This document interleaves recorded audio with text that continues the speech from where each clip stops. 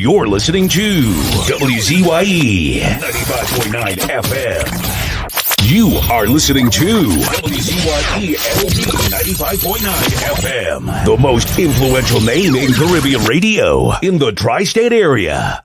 Broadcasting from East Orange, New Jersey. The most influential name in Caribbean radio. WZYE 95.9 FM.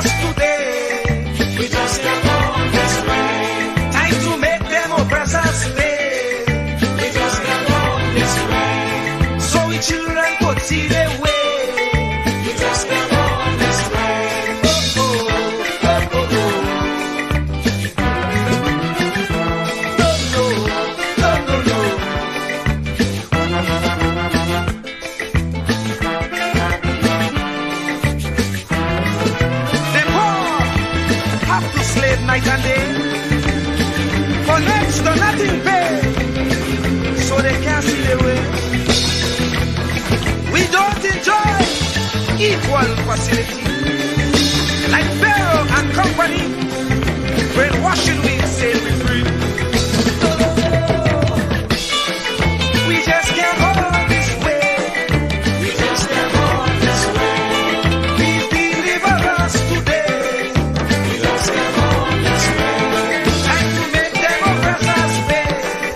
We just can't hold this way. So the children could see their way.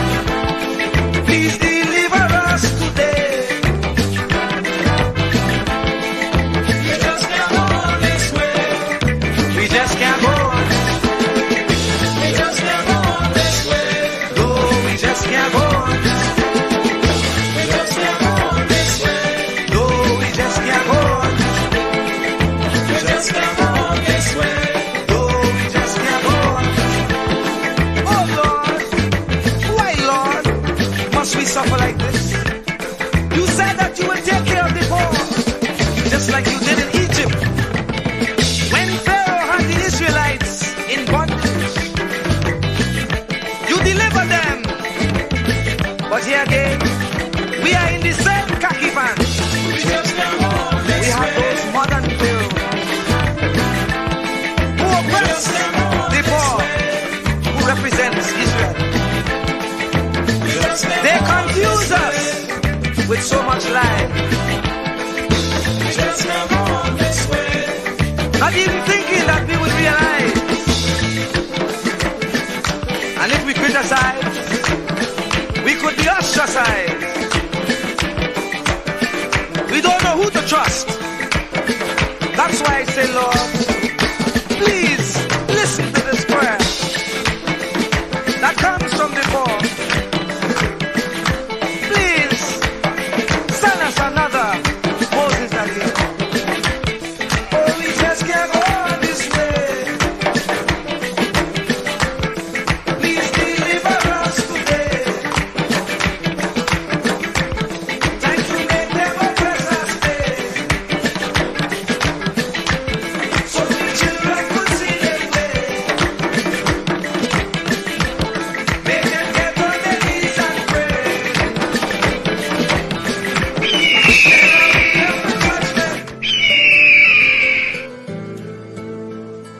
Don't be a parrot in life. A parrot talks way too much, but can't fly high.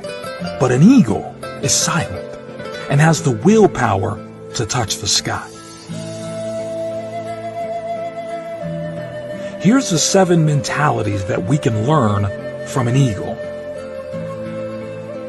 Number 1, eagles fly alone at high altitude. Eagles don't fly with sparrows, ravens, and other small birds, meaning stay away from narrow-minded people, those that bring you down. Eagles fly with eagles. There's a saying that goes like this: people you hang around will eventually determine the person you become. Keep good company. Number 2, eagles have vision. They have the ability to focus on something as far as 5 kilometers away. No matter what the obstacles, the eagle will not move his focus from the prey until he grabs it. Meaning, have a vision and remain focused in your life. No matter what the obstacles and challenges you may face, don't give up and you will succeed.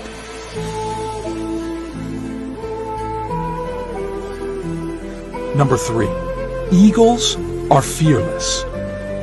An eagle will never surrender to the size or strength of its prey. It will always give a fight to win its prey or regain its territory, meaning no matter what the size or big your problems are, don't give up. Instead, face it. Successful people are fearless. They face problems head on.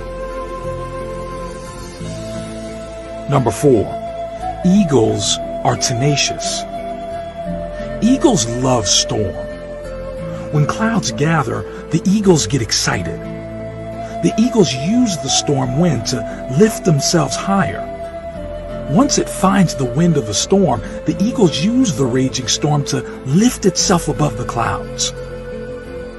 This gives the eagle the opportunity to glide and rest its wings. In the meantime, all the other birds hide in the branches and leaves of the tree, meaning achievers are not afraid of challenges. Rather, they relish in them and use them for profitability.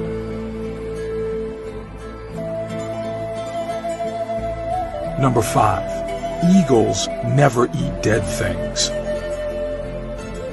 Eagles never eat dead meat.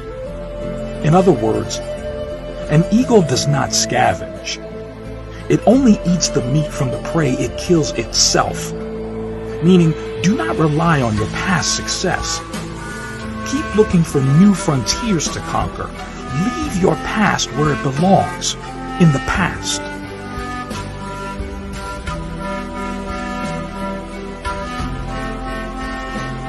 Number 6, eagles prepare for training. They remove the feather in the soft grass in the nest so that the young ones get uncomfortable in preparation for flying. And eventually, they fly when it becomes too unbearable to stay in the nest. Meaning, leave your comfort zone. There is no growth there. Last but not least, number 7, eagles possess vitality. When the eagle grows old, his feathers become weak and cannot take him as fast and as high as it should. This makes him weak and could make him die, so he retires to a place far away in the mountains. And while there, he plucks out the weak feathers in his body and breaks his beak and his claws against the rocks until he is completely bare. A very bloody and painful process. Then he stays in his hiding place until he has grown new feathers, new beaks and claws, and then comes out flying higher than ever before. Meaning, we occasionally need to shed off old habits, no matter how difficult. Things that burden us or add no value to our lives should be let go of.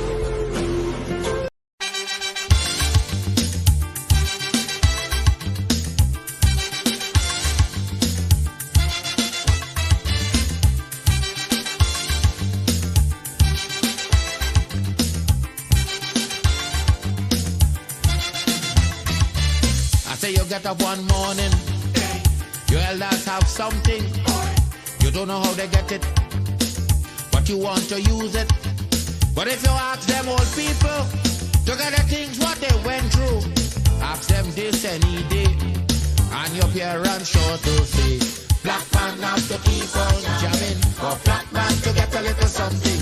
Make up your mind, brother, that you're able to get a pulley and jam with the devil. Why? Black man have to keep on jamming. For black man to get a little something. Make up your mind, brother, that you're ready to swim offshore and hold your boat steady. Black man have to keep on jamming. For black man to get a little something. So when you're here, you get a little something. With that dragon eye, you keep watching because I don't tell you already. Black man do get nothing easy.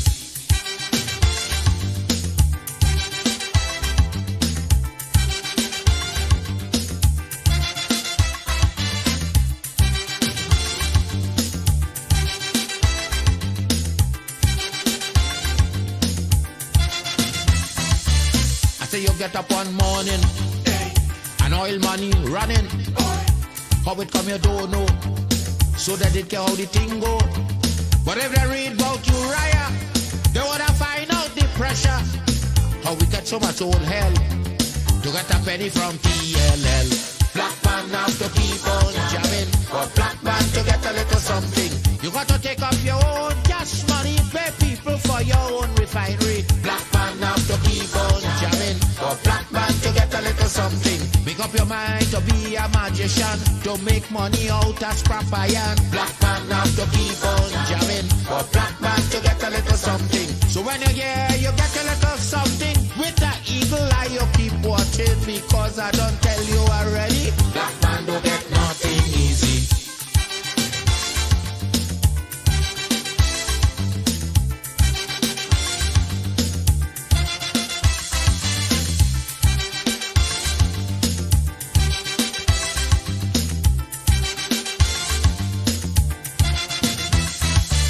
I say we got up one morning, independence happening, getting the thing come easy.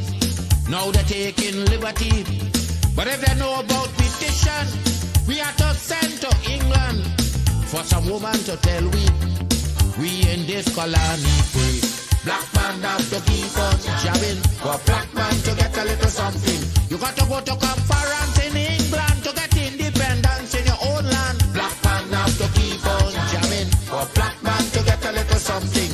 People hold you, humiliate you, turn on and sell you, and then they free you. Black man have to keep on jamming, for black man to get a little something. So when you're here, you get a little something. With that dragon eye, you keep watching because I don't tell you already. Black man don't get nothing easy.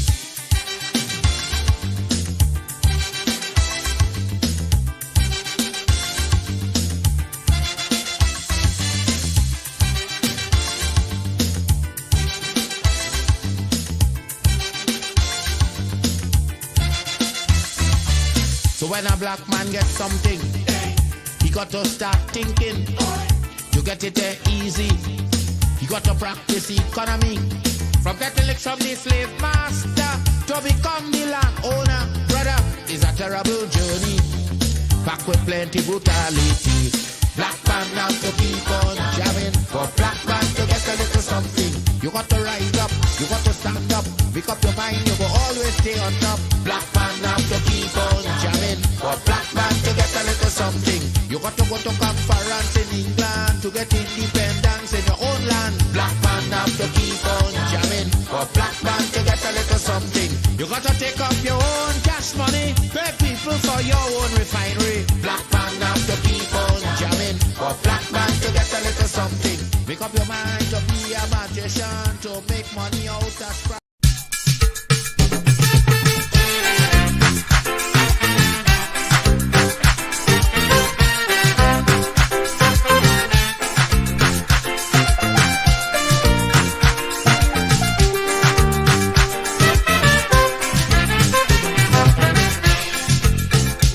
On the news each day,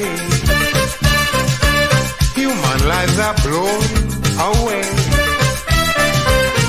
Mothers and fathers crying, burying their dead and dying. How many more, I hear them say? Death is the highest price. Death is the total sacrifice. Yep, brothers rather commit suicide than continue with apartheid. Fathers beg me, Father, each day. Tell me, Father, tell me, how many more must die?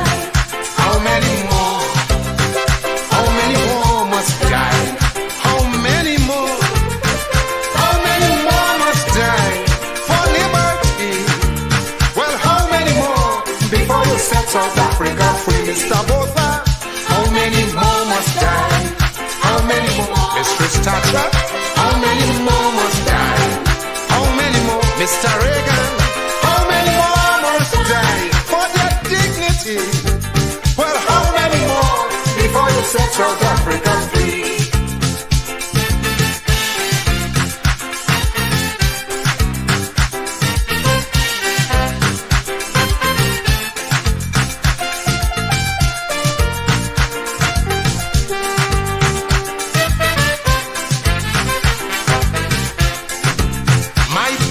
Demand, I quote, is simply one man, one vote. But this was Mr. Botha's answer. Bullets, tear gas and murder. Every day is a massacre. Then he publicly stated his view. He said black people like me and you will always be dominated and forcibly subjugated, and will have no say in South Africa. Help we, Father, help we. How many more must die? How many more? How many more must die? How many more? How many more must die for their liberty? Well, how many more before they set South Africa free? Mr. Botha, how many more must die? How many more? How many more must die? How many more? How many more must die for their dignity? Well, how many more before they set South Africa free, Mistress Thatcher?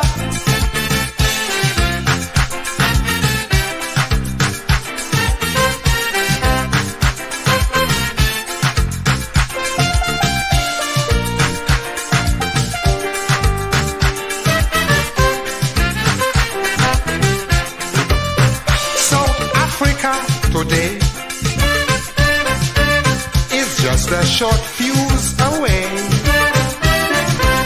from a total confrontation between the black and white man. We want with freedom, may people say.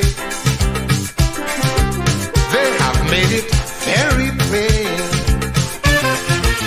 No more turning back again. Freedom is the only answer. No compromise, no surrender. Lord, I see it death in South Africa. Help we, Father, help we. How many more must die? How many more? How many more must die? How many more? How many more must die for their liberty? Lord, how many more before they set South Africa free, Mr. Botha? How many more must die? How many more? How many more must die? How many more?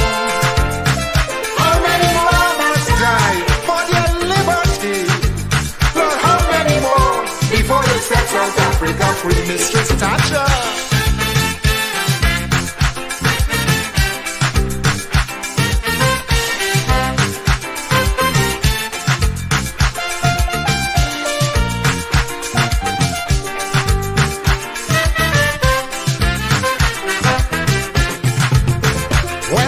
Hypocrisy, now exposed for all to see. They're going to the greatest extreme to protect their racist regime while extending their sympathy to it. But history will denounce the shame. I say they're the ones to blame, protecting their vested interests, impeding the black man's progress, the so-called gods of democracy. Murder, Mr. Botha, how many more must die? How many more? How many more must die? How many more? How many more must die for their liberty? Lord, how many more before they set South Africa free, Mr. Botha? How many more must die? How many more? Mistress Thatcher? How many more must die? How many more? Mr. Reagan? How many more must die for their dignity? Lord, how many more before you set South Africa free?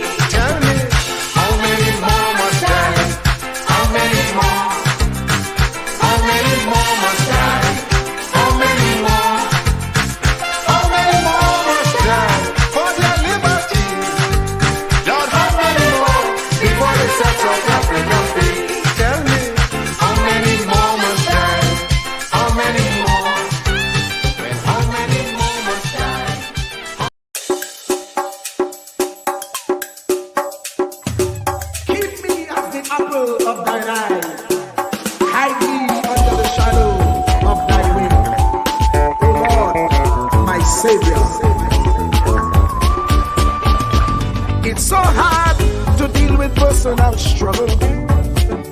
So sad when you feel alone in your trouble. It's real hard when you want to talk to a brother. It's so bad because of how some look at you after. So Jesus, come and be while you fix it. Come and be while you fix it. Come and be while you fix it. Jesus, come and be. Come and be while you fix it. Come and be while you fix it. Come and be while you fix it. Jesus, come and be. Cover my head. Satan want me dead. Cover my back from human attack. So Jesus, come and be while you fix it. Come and be while you fix it. Jesus, come and be while you fix it. Jesus, come and be. People see you smile, but don't know the hurt that you're feeling. Even as God's child, at times your heart does be bleeding. Where can you go when you're really looking for healing? Who know how to flow when your soul needs some restoring? So Jesus, come and be while you fix it. Come and be while you fix it. Come and be while you fix it. Jesus, come and be. Come and be while you fix it. Come and be while you fix it. Come and be while you fix it. Jesus, come and be. Cover me home from evils unknown. Cover my feet so I'll never retreat. Oh Lord, come and be while you fix it. Come and be while you fix it. Come and be while you fix it. Jesus, come and be.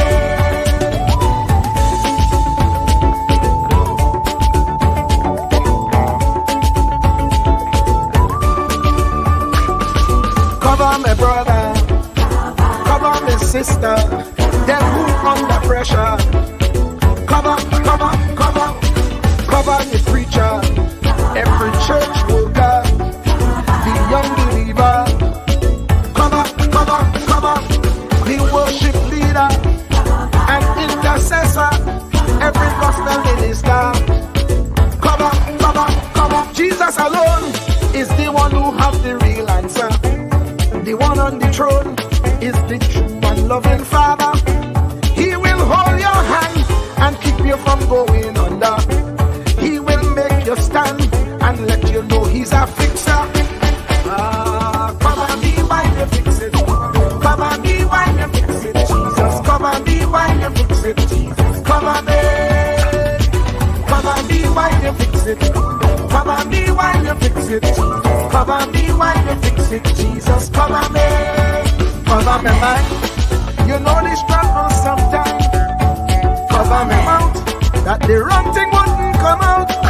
Oh Lord, cover me while you fix it. Cover me while you fix it.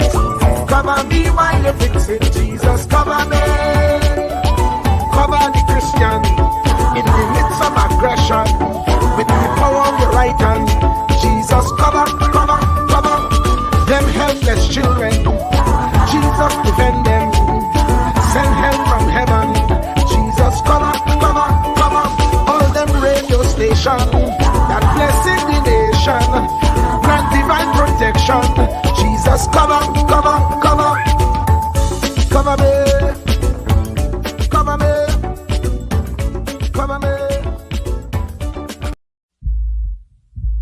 Truer words were never spoken. The less you associate with some people, the more your life will improve. Anytime you tolerate mediocrity in others, it increases your mediocrity. An important attribute in successful people is their impatience with negative thinking and negative acting people. As you grow, your associates will change. Some of your friends will not want you to go on. They will want you to stay where they are. Friends that don't help you climb will want you to crawl. Your friends will stretch your vision or choke your dream. Those that don't increase you will eventually decrease you. Consider this. Never receive counsel from unproductive people. Never discuss your problems with someone incapable of contributing to the solution, because those who never succeed themselves are always first to tell you how. Not everyone has a right to speak into your life. You are certain to get the worst of the bargain when you exchange ideas with the wrong person. Don't follow anyone who's not going anywhere. With some people you spend an evening. With others, you invest it. Be careful where you stop to inquire for directions along the road of life. Wise is the person who fortifies his life with the right friendships. If you run with wolves, you will learn how to howl. But if you associate with eagles, you will learn how to soar to great heights. A mirror reflects a man's face, but what he is really like is shown by the kind of friends he chooses. The simple but true fact of life is that you become like those with whom you closely associate, for the good and the bad. Note, be not mistaken. This is applicable to family as well as friends. Yes, do love, appreciate, and be thankful for your family, for they will always be your family, no matter what. Just know that they are human first, and though they are family to you, they may be a friend to someone else and will fit somewhere in the criteria above. In prosperity, our friends know us. In adversity, we know our friends. Never make someone a priority when you are only an option for them. If you are going to achieve excellence in big things, you develop the habit in little matters. Excellence is not an exception. It is a prevailing attitude.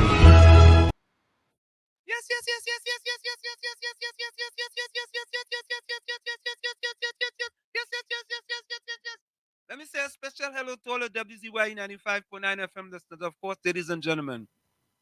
It's in the village with the DAT Triplets on WZYE 95.9 FM. And of course, we come to you every Tuesday, Thursday from 7 to 10 p.m. Yes, Tuesday, Thursday from 7 to 10 p.m. And you know we say it here in the village, ladies and gentlemen. It doesn't matter what planet you're from. You're from Mazatanias, Xenoranias, Sonaranias. Each and everyone is welcome. Doesn't matter what color t-shirt you wear. You wear a pink t-shirt, a purple t-shirt, a burgundy t-shirt. Each and everyone is welcome in the village with the DAT Triplets on WZYE 95.9 FM. And you know we start the thing. It have our place, WZYE, where they treat you like friends and family. So if you're looking for a place to belong, going WZYE, you could come along. If you have haste, do come with me. We do have DAT on WZYE, Santa Medite. And of course, that is a resident, long-time follower of WZYE 95.9 FM in the village. We call him Dr. Love, the one and only Rennie Mohammed. I ain't seen him in a little bit, you know. He's been away in a little bit. Let me bring in, 1/3 of the DAT Triplets, the man himself, the one and only, the man from down by the countryside. He still has to unmute his mic. The one and only man himself. We call him Uncle Tommy. Uncle Tommy, how you going? Good, thank you. And Mike's unmuted. I just wanted to make one thing clear. In the United States, it's now from 6 as opposed to 7. Yeah, but we on TT time. You know it does go. So we have to give both zones because we have our listeners here in the US also. Correct is right. So it's 6 to 9 US time, 7 to 10 TT time. Yeah. No scene at all. So Hey. how you coping? Tommy, boy, every day is a great day, you know. Things are looking fantastic. We're gonna do the burial not this Saturday, but next Saturday. Okay. Family coming from all different parts of the place now. I can imagine with a large family like as you have to give it time. You have to give it time, you know? Plenty. Don't forget it was 6 a we in Chumaka in a 2-bedroom apartment. 6 in 2-bedroom apartment. And that's because you wanted to be poor, right? Oh, yeah. Yeah, Tommy, that no joke. We wanted to be poor, man. Right. We just wanted to be poor. We wanted to grow up like that. That is what we wanted to do. And I sound we like it just so. How's the track? You've been getting on the track lately? Tommy, that's a good point, boy. Yesterday was yesterday happened to be uh okay, all right. Yesterday I went to the track, right? And for the first time in a long time I decide, why let me test myself a little bit because I was be kind of nervous, eh? So I decided to do a mile warm up. I did a mile warm up in 7 minutes and 57 seconds. Then I did 6 times 400, right? I was gonna do 9, but after 6, I tell myself, I say, you know what, man, don't push it. So I did 6, and then when I finish, I do a mile warm down in 6 minutes and 47 seconds. Wow. You were And driven. You were driven. yeah. I was just, I mean, you just go there and you get, as they say, you get a little vaps now. Right, right. When I finished these 6 400, I say, you know what, boy, let me just test myself and see what really going on.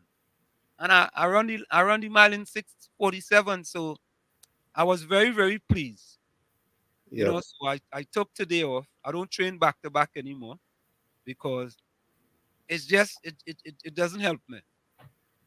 All right. If you, Today if off. you, if you if you don't do it back to back, you gotta go belly to belly. Yeah, yeah. If I go back to back, I gotta go belly to belly. Yeah. Well, So we're gonna have a good show tonight. I yeah. Tommy, well, before we go to the chat, Tommy, your name calling all over the place on radio in Trinidad, you know. And I know, boy, that Uncle Tommy, boy, that Uncle yeah. Tommy really get to them, boy. I ain't gonna lie to you. Uncle Tommy is a troublemaker. Yeah, Uncle Tommy, that Uncle Tommy, that I go play some of them for you, Tom. That Uncle Tommy, you understand? I say, whoa.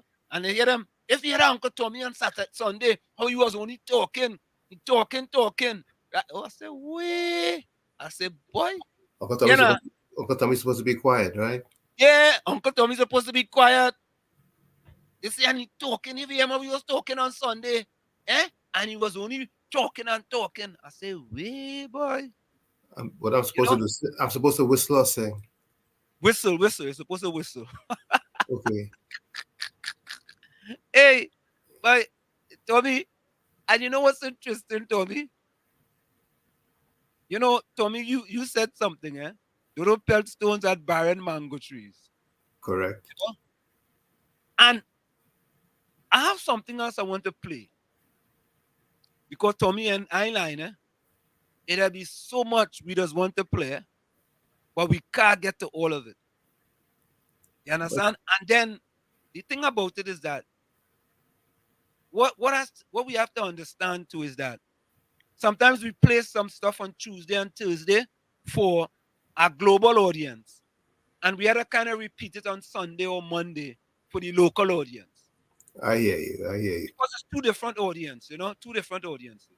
Yeah. One that's more global, and we could give them a different type of stuff. Right. And that one day you had to get them a different type of stuff too.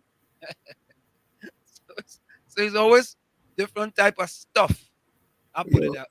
Well, So, hey, we here trying to bring solutions to some of the issues.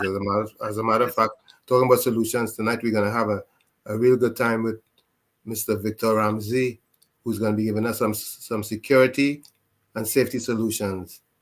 But correct. that's after the top of the hour. Yeah, man, definitely. So, hey, but Tommy look who back, boy. She Oh, deserted me. Nads, we missed you, my dear. Welcome Yeah, back. man. Welcome home. Welcome home to the village. Yeah, Nadia deserted me. They follow. I feel she went on. I feel she went on a cruise, I Well, feel. whatever she did, she was well deserving of it because she has been Yeah, a yeah, loyal. yeah, She's yeah, been a yeah. loyal Loyal, villager. yeah. She take a little. She take a little rest and relax. R&R, rest and Yeah, relaxation. Yeah, it's all good. no problem with that at all. Anselm, good night to you. Blessings. Yeah. Tommy, good night to you and blessings. Oh, she come back with a bang, boy. Thank you, Nadia, and same to you. Same to you. Yeah, blue this time, boy. Yeah. She said good night to all in the village, boy. Red hearts, blue hearts. Whoa, boy. She come Hopefully, back. hopefully the storm will join us soon. She's Yeah. She's supposed having to. some little issues she's dealing with, but she should be here soon. And Nadia said, Diana, good night, love. Mm-hmm. Look, we partner from Fisher Pond, boy. Fishing. Fishing. I just call it fishing, fisher. Fishing pond. Bijram, boy. Bijram, good night, Uncle Tommy and Wall Street and the rest of the crew and listeners. Good things will happen. Let's pray. Too much of evil in the land, boy. Good things will happen, Bisram. I Yeah, truly believe that. I'm very hopeful. yeah, we had to say good things will happen. Hey, Curtis Montrestrad, boy, our next to my Kenyan, boy. Hey, welcome back. Welcome, boy. Hey, look, Vicky, boy. You know, we changed the name from Victoria to Vicky, you know. It's all right. It's all victory. Yeah, Vicky. Good night to all. Thank God for being in the land of the living where I can focus on the Creator. As I listen to Black Stallion song, true. It may not be right, but it's a fact. I'm telling you. And Vicky, that's part of the thing, eh? When we start the show, we just start the show with a little kind of motivation to it, Positivity, yeah. a little positivity to inspire you through all the qualms of all the other things that you're going through. You understand? So you could take the little positivity that we're given because I think we think that's important. That's right.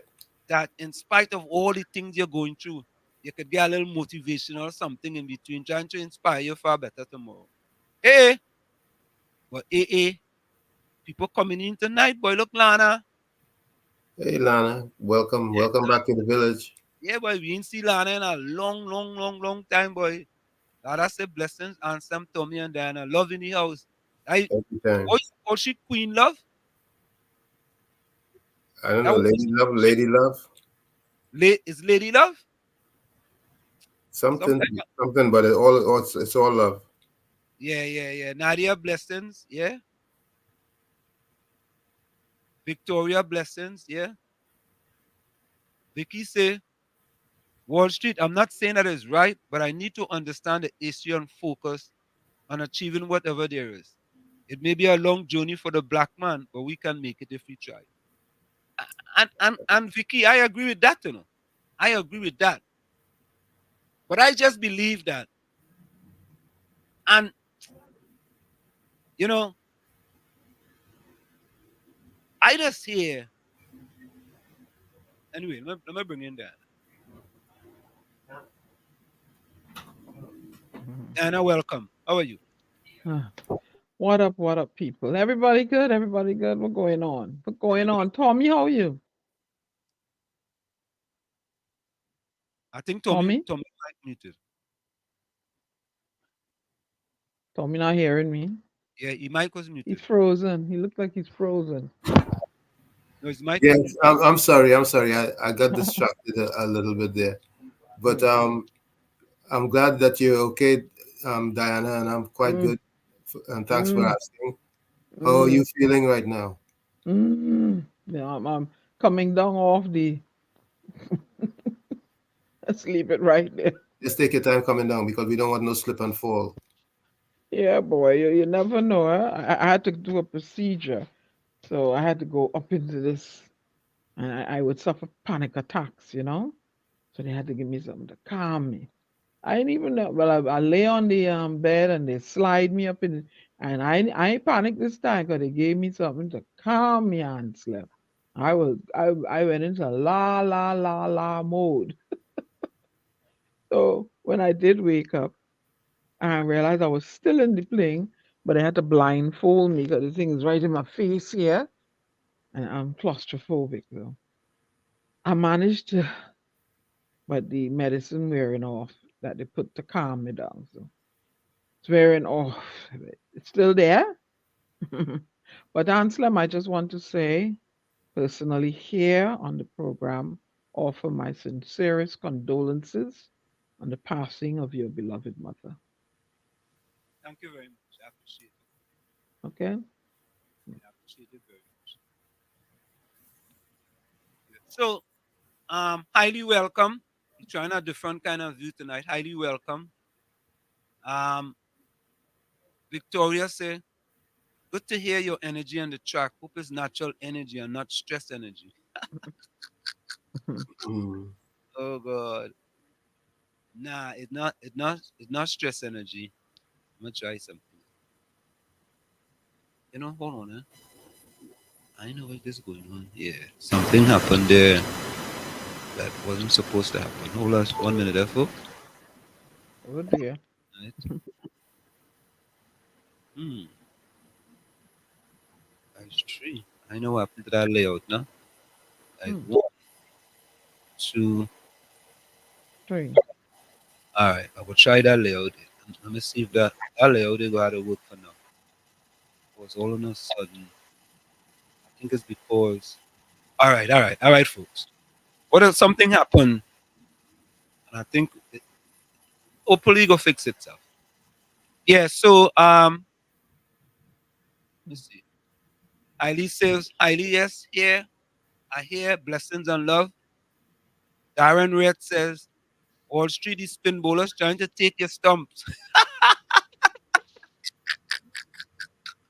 Oh God.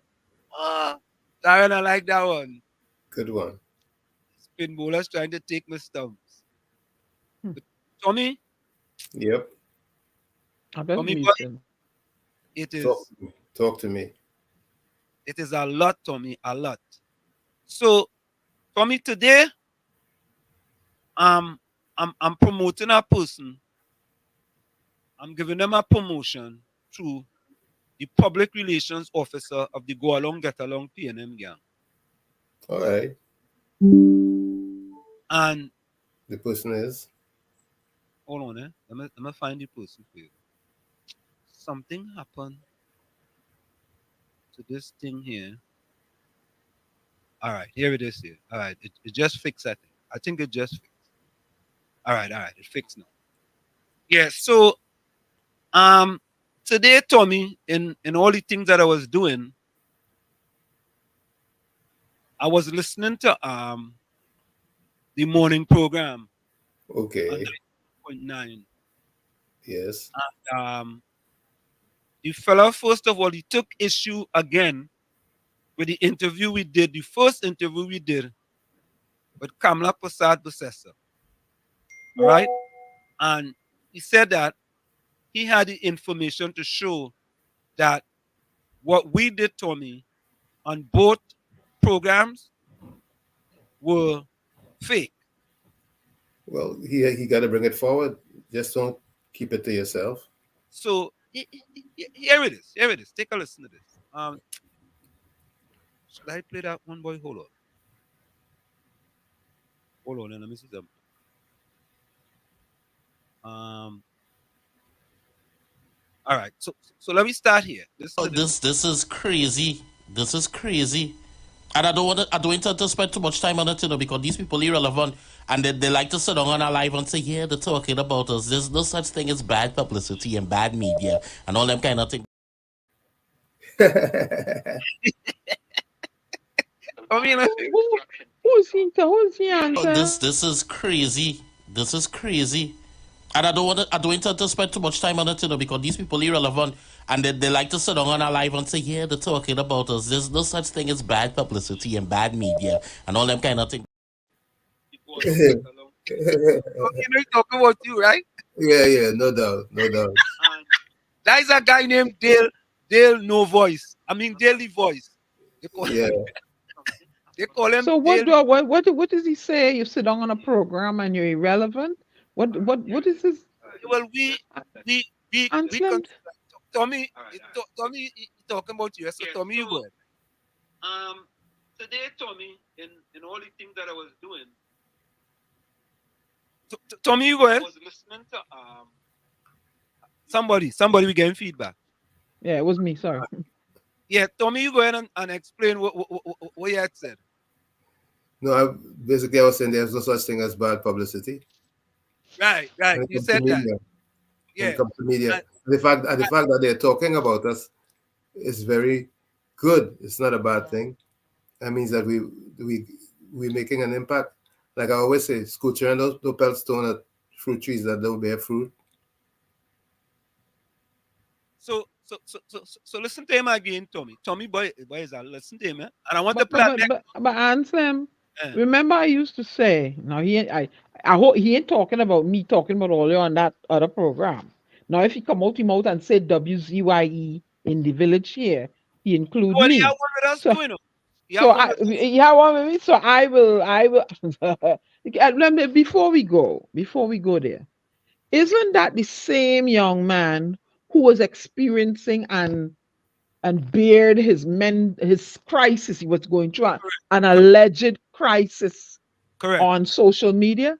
Correct. And we reached out to him to bring him into the village to talk, and I had arranged with a psychologist to be online. That the same fella, right? Okay. Yeah, KFC, what is the story? KFC, you coming up next, you know. We are one with you too, you know. So listen, you know. KFC, we are one with you too, you know. I missed that. Yeah, I missed. KFC, I missed that, Tommy. turn down the I missed computer. that. Turn down the computer. Turn down the Yeah, we computer. hearing him. Hold on. That's Good the same. afternoon, Mr. Good afternoon, Mr. Washington. Yeah, And man. Miss Diana. Yeah. Good afternoon. Yes. Good Yeah, man. afternoon. Good evening. Good evening. Yeah, I give my for that money, you know. Yeah, KFC, we are one with you from this morning, you know. We go play just now, man. You ask the man if he ready. But I'm not promised. Yeah, I man. feel quite Trinidad, man. Okay, man, take it easy, man. We talk to you a little later, all right? All right, brother. Yeah. That's See, the the same same fella was experienced. I got on social media and display and disclose that he was going through some sort of apparently Yeah. some sort of crisis, which seems to be affecting his mental psyche, allegedly. Let me continue. And we reached out to him, and he had agreed to come on the show and talk, right? And he Yeah. didn't show. And Correct. I had lined up Miss Billy from Tobago to come on in between and give the man some soul words, some words to soothe his aching soul. And he wants to come and do what now? Say we irrelevant? Yeah, like powerful. And that is the problem. That is part of the problem in Trinidad, right? And Tobago. When I say that the oppressor has accomplices amongst the oppressed. You obviously appear to be oppressed when you cry your heart out on social media, right? You are an accomplice to keep people oppressed, continually oppressed. I say so. Well, it'll bring me in ting, boy. Whoa. Listen to him, man. When I come back after next video to play, I don't need to talk about this foolishness anymore. I've proven my point. If anybody wants to come and try me, I can. On here, if I bring my system or a plug-in and show you the screen, share the screen and everything so you could see for yourself the audio waves match up. This is a recording. You could say what you want. And I hear it at that $200 and something $1,000. I hear a man was getting away some money and thing to prove it and all them kind of thing. I want Kamla Prasad Bisasa number. That's what I want. And then after that, I will be sending my information to collect my 250,000 TT. The 250, you better find it. 50,000 TT has been offered. I want you 250,000. Oh God. But then prove your point. Where, Tommy? If he wants the money, he has to work for it. He can't get it for nothing. And I want to say to him publicly, Dale, I want you to send the evidence to wallstreettrini@gmail.com, or you could send it to WZYEFM@gmail.com. Send the information, Dale. We want your information. Right? And Dale, you are now the public relations officer of the Go Along Get Along gang. You just got a promotion. Right? But Tommy, there's more, you know. There's more. Listen. Absolutely. Listen. Then I sing down, listen to your program. And here, somebody who is supposedly supposed to be the opposition leader of the country, the Republic of Trinidad and Tobago. And I am hearing the opposition leader repeating the same exact thing in the same exact way, in the same exact tone, in the same exact phrase, that it is not even appropriate for the conversation. Then, I mean, my monkey gland raised, my red flag It's swinging. Because all it is, the woman answer and say good morning. She come and she say, would you like to, after he asks the next question, would you like me to take a picture of my toes and send it for you? And then after that, after she say all of that, she come back again and say the same thing. And dirty. So you're trying to say, well, should mislead every then? So you ain't seen it? Now, what should that man do? So what you trying to say? So what? Explain it for me now. KFC, explain it for me now. I want 10 outside.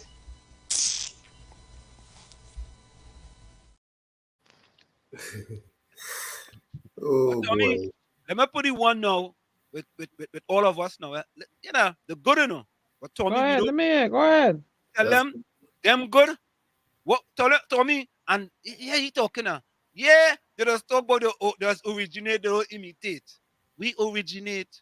Well, let me further ratify that statement. I am a poet. I just create my original pieces. I just originate. Okay? Good. So listen to him now. Listen to him now, eh? Listen to him. I want you all to pay attention, eh? Hello, Mrs. Kamala Prasad Besessa. You are live on WZYE 95.9 FM in New York and New Jersey. How are you doing, Miss Kamala, Miss Prasad Besessa? Good night. I'm fine, sir. How are you? We are wonderful, Miss Besessa. Miss Besessa, we want to say firstly, we appreciate very kindly that you're able to pick up the phone and talk to us, because in the past we have called several people from the other side of the political divide and they have not picked up the phone. So let me say that, coming from us here in the diaspora, that we humbly appreciate that you pick up the phone. How are you doing, Mrs. Kamala Prasad Besessa? I'm a little tired because I was out for a couple of days. I returned to Trinidad yesterday, but I'm so happy to be back home, as you will appreciate.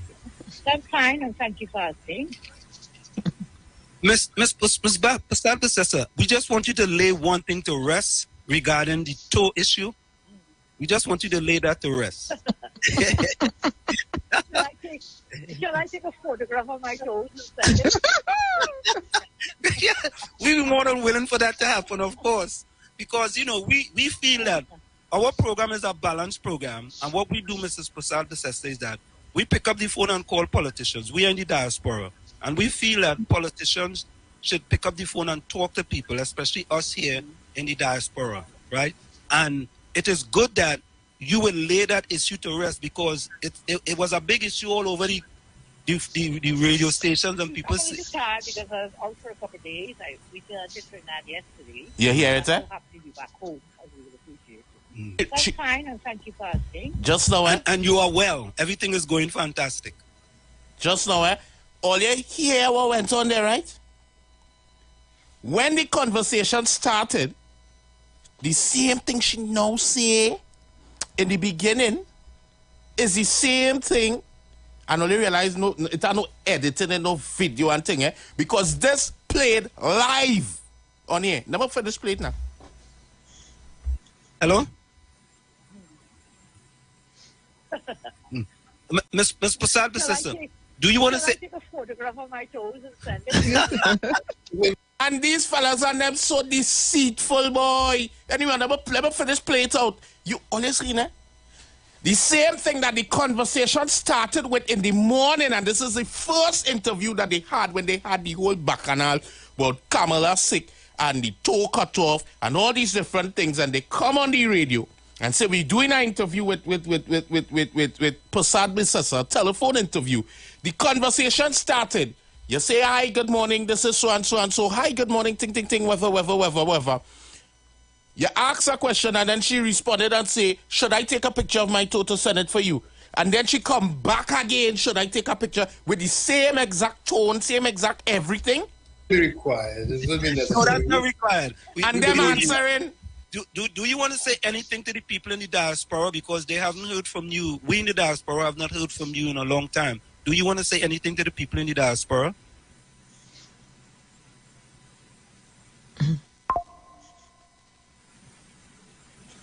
Thank you. Did she hear us? Hello, did you hear me? I'm a little tired because I was out for a couple of days. She's tired. She's tired. But I'm so happy to be back home. Hear them now. I'm fine, and thank you for asking. Yeah, Tommy, Okay. now. Thank you so much, Mrs. Kamala Prasad I Bissett. don't We want to appreciate watch. you picking I up don't the want to phone. hear no Thank more. you. Never just pull off this thing here one time. I don't want to hear no more. Me want to hear no more. Never pour on my battle music this morning. I not about it now. I only hear that, eh? Did you all hear that conversation that, and this is not cut, not edited, I made sure on a screen record the exact same thing that played live on air. Right? And these guys and them coming on the radio and talking about impartial and being a balanced program.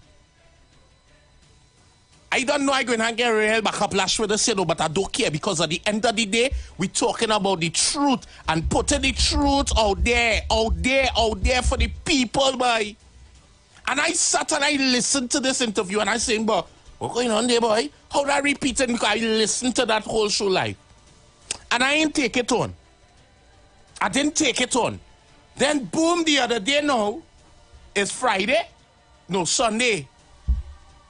You come back again with the same foolishness. And then only sitting down here trying to tell the population that only for change and only for this and only sit down lying to the people.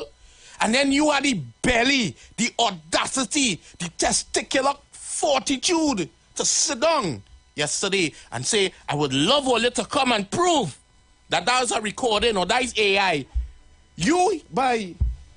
I open the phone line because if I continue, my blood pressure go run up high. Then I might get a phone call, take a week home, and I have bills to pay. But I don't know. Is only me hear it? I want to know, if it's only me. You sit down and then tell me, boy, yeah, she's tired. Yeah, she's tired. By all the fake, boy. Wellness again. Company Where hour. corruption thrives, poverty and not prosperity thrives. Tony? Yeah? And here for yourself? Well, Company yeah. hour. Yeah. Let me go for the break. And when we come back, we go get back to that after we get back to our guests. Well, let's think it easy. Well, let's think them easy. But Tommy, you know something, Tommy? And we go for the break now. You know, Tommy, if we were like the people in Trinidad and Tobago, you get a pre-action protocol letter. You know that, right? And let them go to court and prove it. Simple. But at the same time, It seems to me that, some of them down there, like they're looking for money. If you believe it's fake and it's not a recording, and you come out in the public domain and you say we lie, you can now have to go to the court and prove that we told us. Simple. Yep. Simple. Because as I told you, Tommy, this is in addition to what I talked about on yesterday. Go for your break, Ansem. Go for your break. Folks, it's in the village with the DAT triplets. when we come back, we'll be coming back with our guest. Yeah, Victor Ramsey. Yeah, it's in the village with the DAT triplets on WZYE 95.9 FM. It's Uncle Tony, the Storm, Professor Wall Street, and you on WZYE 95.9 FM. We'll be right back after this short break. Don't go nowhere, folks. We got a lot more coming up. Stick and stay. We'll be right back. You're listening to WZYE 95.9 FM. You are listening to WZYE LP 95.9 FM. The most influential name in Caribbean radio in the tri-state area. Broadcasting from East Orange, New Jersey. The most influential name in Caribbean radio. WZYE 95.9 FM. She's going to be singing Plight of My People. Make some noise for Lady Gypsy.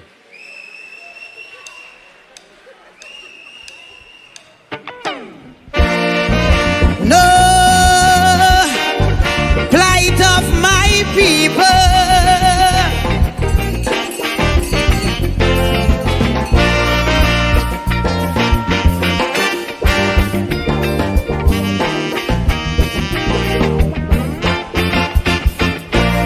much a one thing good for nothing. Too much a good thing never enough. I don't know why my black people cannot see. No party never care about we. Every election we so devoted. How we love up we PNM. As soon as election come and go, it's only problem after problem. How could we cope? Man lost their hope. I ain't seeing no solution. Every time PNM come in power, it takes a toll on black man. I don't want to sound like a racist, but this is what I can see. They just take care of the race. We are back with you in the village with the DAT Triplets on WZYE 95.9 FM. We come to you every Tuesday and Thursday from 7 to 10 p.m. It's Tuesday and Thursday from 7 to 10 p.m. We're going to bring in our next guest, Victor Ramsey, and we're going to let Tommy do the superlatives in introducing Mr. Victor Yes, Ramsey. Go ahead, yes, Tommy. indeed. Good evening, Mr. Ramsey. Good evening. Good evening. It's a pleasure to have you on the show.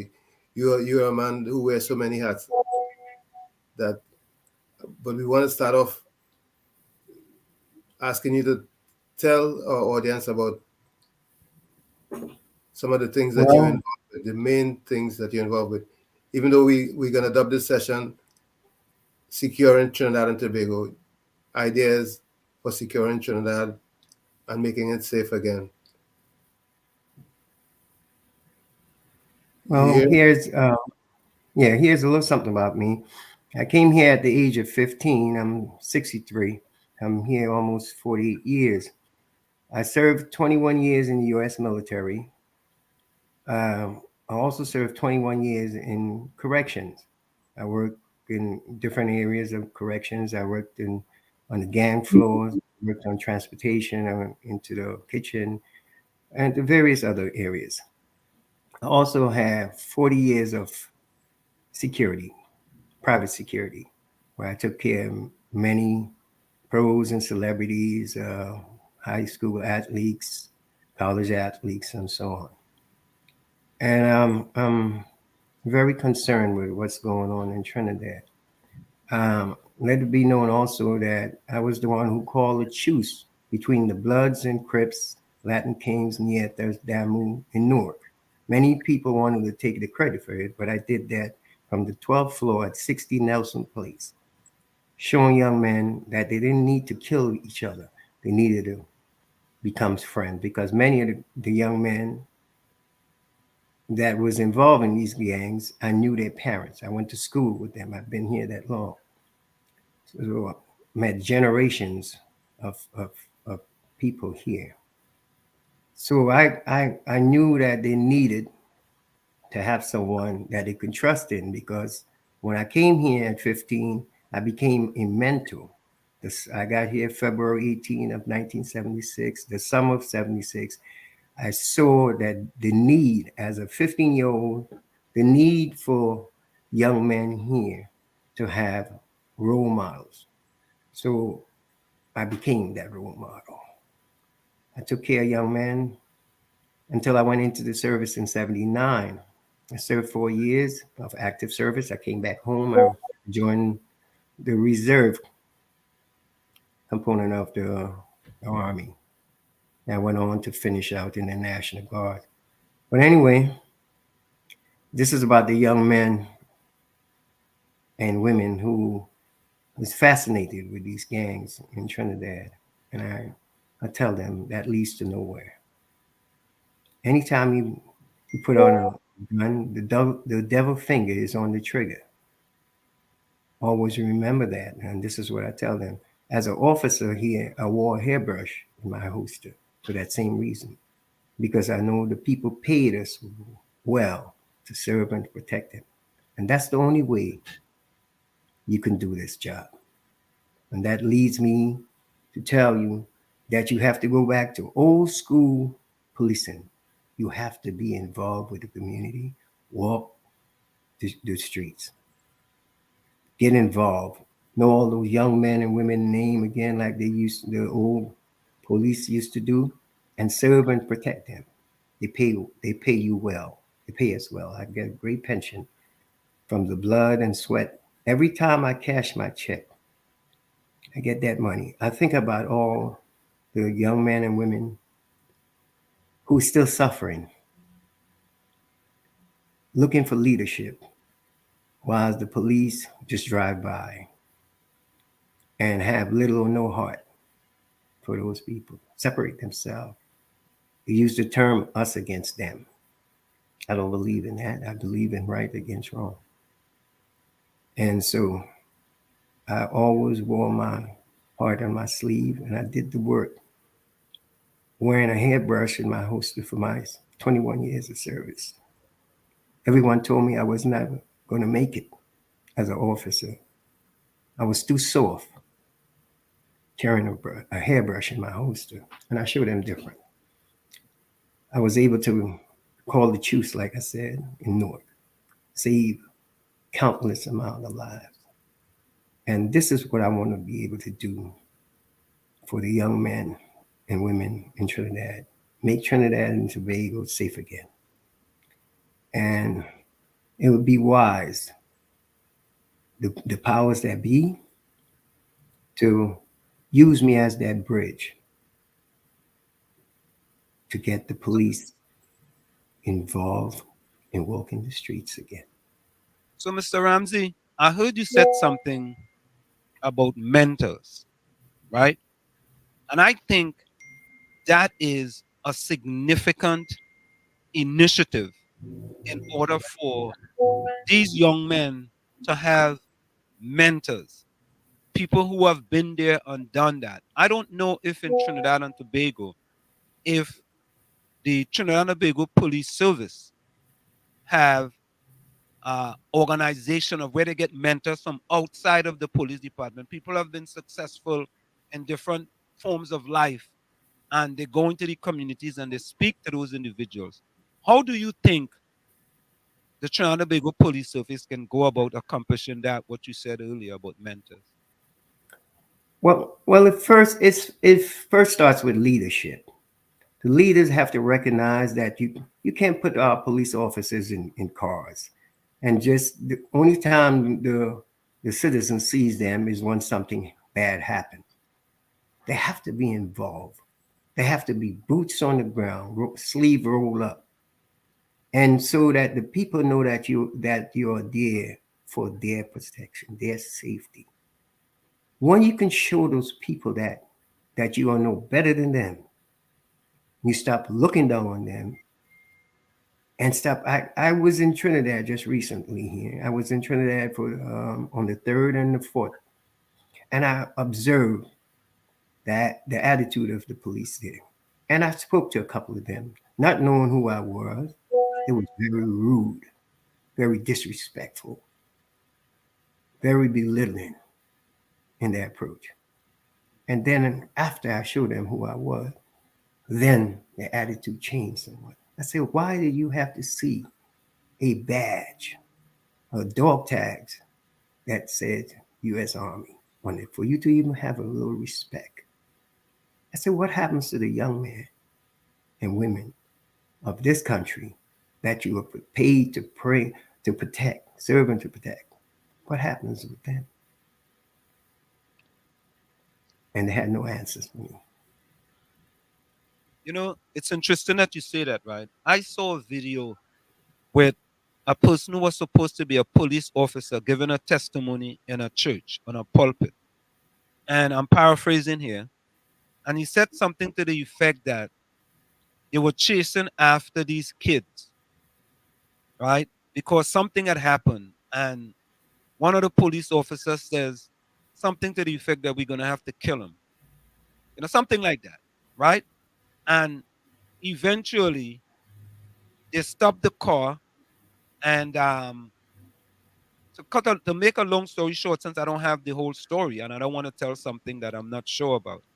To make a long story short is that at the end of the day, the person who was driving the car, when they asked him, why did you sped away?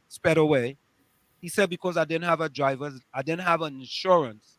And previously I was stopped for not having insurance. And then the guy looked at him and said, you know, you could have gotten, because there was a few people in the car, you could have gotten other people killed just because you didn't have insurance. But the statement made by the police officer was like, their intentions was like, them guys breaking the rule, we're gonna get rid of them. You know, rather And than that's and that's the problem. That like I tell people, it's no one perfect out there. We was kids once, and we know that kids, young men make mistakes. Young men, young women make mistakes. Even us as adults, we make mistakes. And for something as a traffic, no insurance, someone could lose their life. Mr. Ramsey. Oh, you finished? I have a question for you. This is Miss Benskin. You said you had a not too pleasant encounter with the TTPS before you showed them your badge. Mhm. Okay. Could it be that the police officers themselves are they're psychologically drained, affected, and demoralized by not receiving adequate compensation? They owed back pay and they only got 4%, etc., etc. Could that financial demoralization, financial issue of the pay could be a factor in demoralizing them and causing them, I'm not making excuses, causing them to behave in that don't careish attitude? There is no place for that attitude, regardless of what's going on. You're supposed to be a professional at all times. Good point. In my case, I had an inmate who had robbed my sister, choked her, removed the chain. He was under my custody for 3 months. And everyone said to make sure and beat him down. I said, no. What happened on the street stays on the street. I'm in here. I'm a professional. So I'm going to make sure that he gets all what he's entitled to. And so what's going on in the minds of our officers, if you tell me because your paycheck is short somewhat, that you're going to take it out on someone. And that's what happens a lot. So I understand what you're saying. I get it. Because I've seen a lot of officers who feel like they was mistreated in some way, take it out on innocent people. And also too, the officers have come out of this pandemic, the lockdown, shutdown, lock up, lock out, a whole lot of a myriad of issues, eh? They may be the sole breadwinner at the time, another person who may have been contributing, lost their job, so they may have become the sole breadwinner, and that sole paycheck is not stretching far enough. So when you have financial issues, it can translate into your job performance also too, no? Oh, I had many of those, years of that, Mm. years of it. So I understand that it is tough. But as a person who passed that psychological test, tells me that you're strong enough to hold on and do the job that you're paid for. Those people depends on you. Those people expect better of you. And so I know as hard as it is, because everybody has a story, as hard as it is, sometimes you're gonna have to, he may have to plant a backyard garden and get some food from that. Help make things. You see, a lot of guys, after they put on the uniform and then get this nice shiny badge and the gun, they think they're better than everyone else. And they're supposed to live without struggle, without incidents.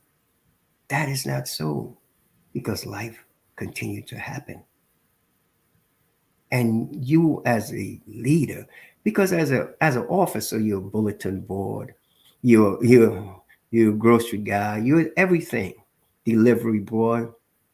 So many hats you have to wear as an officer. That's why you have these psychological, written and verbal psychological exams to see where you're headed. So But to your say head might be you're there. doing better than most and you're still Hmm. not satisfied, regardless of the short change that may take place. I've been through that. At one point I was taking care of about 15 people. So I get it. But you still have to be a professional. You're talking about the lives of others. Their lives is in your hand, and it can't be a roller coaster. You take the people on. Be legal, moral, and ethical. The police department talks about being firm, fair, and consistent, but take the high road. Be moral, legal, moral, and ethical. That will include firm, fair, and consistent. But firm, fair, and consistent don't necessarily incorporate the other three. Can I ask you a question too, sir? The police, and you know, I'm not trying to differentiate police officer in Trinidad, Tobago, the Caribbean versus police officer here, because all in all, they're all law enforcement jobs. I Mm-hmm. myself was a law enforcement person as a campus police officer in the Bronx. So I know how to conduct myself, whatnot. Sometimes you meet an irate individual and you have to try to de-escalate the situation rather That's than get it out of hand. They teach you to de-escalate. But when right. your life is in danger, that's a different story. So I want to ask you, how what is different with policing in the Caribbean versus policing in the northern hemisphere? Is it a different cultural person that is doing the policing? Why is it then that we don't see in some communities, not all, because I understand there are some communities that have good rapports with some officers? Why is it that you don't have that good rapport with the police officer in Trinidad and Tobago, and they first want to manhandle you, disrespect you, rather than, hello, not all of them, hello, how can I help you? Rather than dispensing courtesy, professionalism, and respect, the CPR, some of them tend to, go the other way. What is it? Can you pinpoint what it is? Well, like I say, the disconnect come from where most of all the officers are in vehicles. No one really walks the beat. No one really knows the name of the people that they are supposed to serve and to protect. And that's an issue, a serious issue. They need to reconnect because I remember growing up in Trinidad, the police officers knew the kids who would start trouble and would tell you, don't hang with little Joe, Bobby, whatever his name is, because you know his attitude. You know you're going to end up in jail following him. And sometimes, they would threaten you with telling your parents. Say, I'm going to give you a beating here, and you better hold on to it. Because if you went and told your parents, was another one coming. You see? But the reason they was able to do that is because they knew everybody's name. They knew the people in the community. They lived in that community and they never saw themselves above the people who they took an oath to preserve and to protect. And now today, you couldn't get a officer in Trinidad to walk the beat. It's too hot, man. I'm not walking there. They all want to ride around in air conditioned cars. That is not going to get it. You got to go back to the grassroots. Hmm. Know the people that you are paid to serve and to protect. That's the bottom line. And no one wants to do that. Ask any officer if they would volunteer to walk through the neighborhood and pretty much have each one of the storefronts sign that they was there and they interact with the people. If you was to ask any officer to name two people on the block that they get paid so well to protect. They couldn't tell you. Not today world in Trinidad. Officer Ramsey, Trinidad has been described as a narco state, and that is probably, according to some of the experts, one of the main reasons why we have so many issues. How do we overcome this situation that seems to be plaguing the country? You have to educate our people. We used to have a lot of trade schools open up. They closed down half the trade schools. We had the youth camps. So we had a farm of upcoming leaders. Where's the money that's being paid into trade schools and Boy Scouts and Girl Scouts and stuff? Nothing like that. It doesn't have any of that anymore. Everything is closed down. You would see liquor stores popping up everywhere. Trinidad is nothing but a party now. They walk up, the same officers that talking about, oh, I don't have enough money. You can find them drinking, going from one shop to the other, one bar to the other, but yet they are short of money. These are the things. See, that has to be corrected.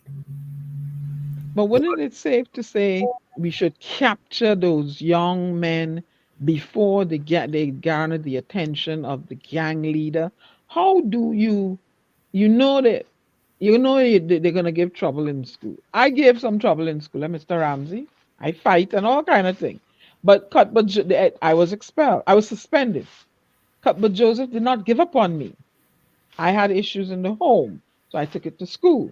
But Joseph, the then Minister of Education, did not give up on me. I was allowed to continue my education because I was an academically inclined student. But I get some trouble. I fight and all that. So why can't they, okay, I know they investigated people, talk, but she just have a hard time in the home and she's being mistreated. So I found that out years later. A lot of people spoke on my behalf. Why can't we reach, like my friend Joshua, the young man, Anselm, that came on our show? I can't get his last name. And he has a program, reach them before we lose them. I find that to be such a fantastic thing. And now the minister, Dolly Gasby, says they have some sort of program. They're going to put those students that are expelled. Is it MyLAT, Tommy? They're putting them in there. Yes, and rather than wasting them away, because I said no. You misbehave in school, but you expel that young person, and they have nothing to do. That gang fodder right there, the gang coming for them. So my thing is, what can we do with the school system? Because I believe it begins there. Go into the schools and you recognize without pointing out and highlighting, and put programs in place, for them to gravitate to it. Mm-hmm. We had after school programs for young adults who had problems in school for whatever reasons. Like me, I walked from Captiville to Egypt government schools with wires in my shoes and cardboard, right? No deodorant. So I understand poverty. I sold bottles to eat. I overcame all of that. But you have to have someone that they can look up to. And it starts in the house and reinforced outside. And like I said, the police officers and them, instead of having an enemy on your side, you have a friend by mentoring these young men. Right now, I'm responsible for putting on over 2,000 officers, train them.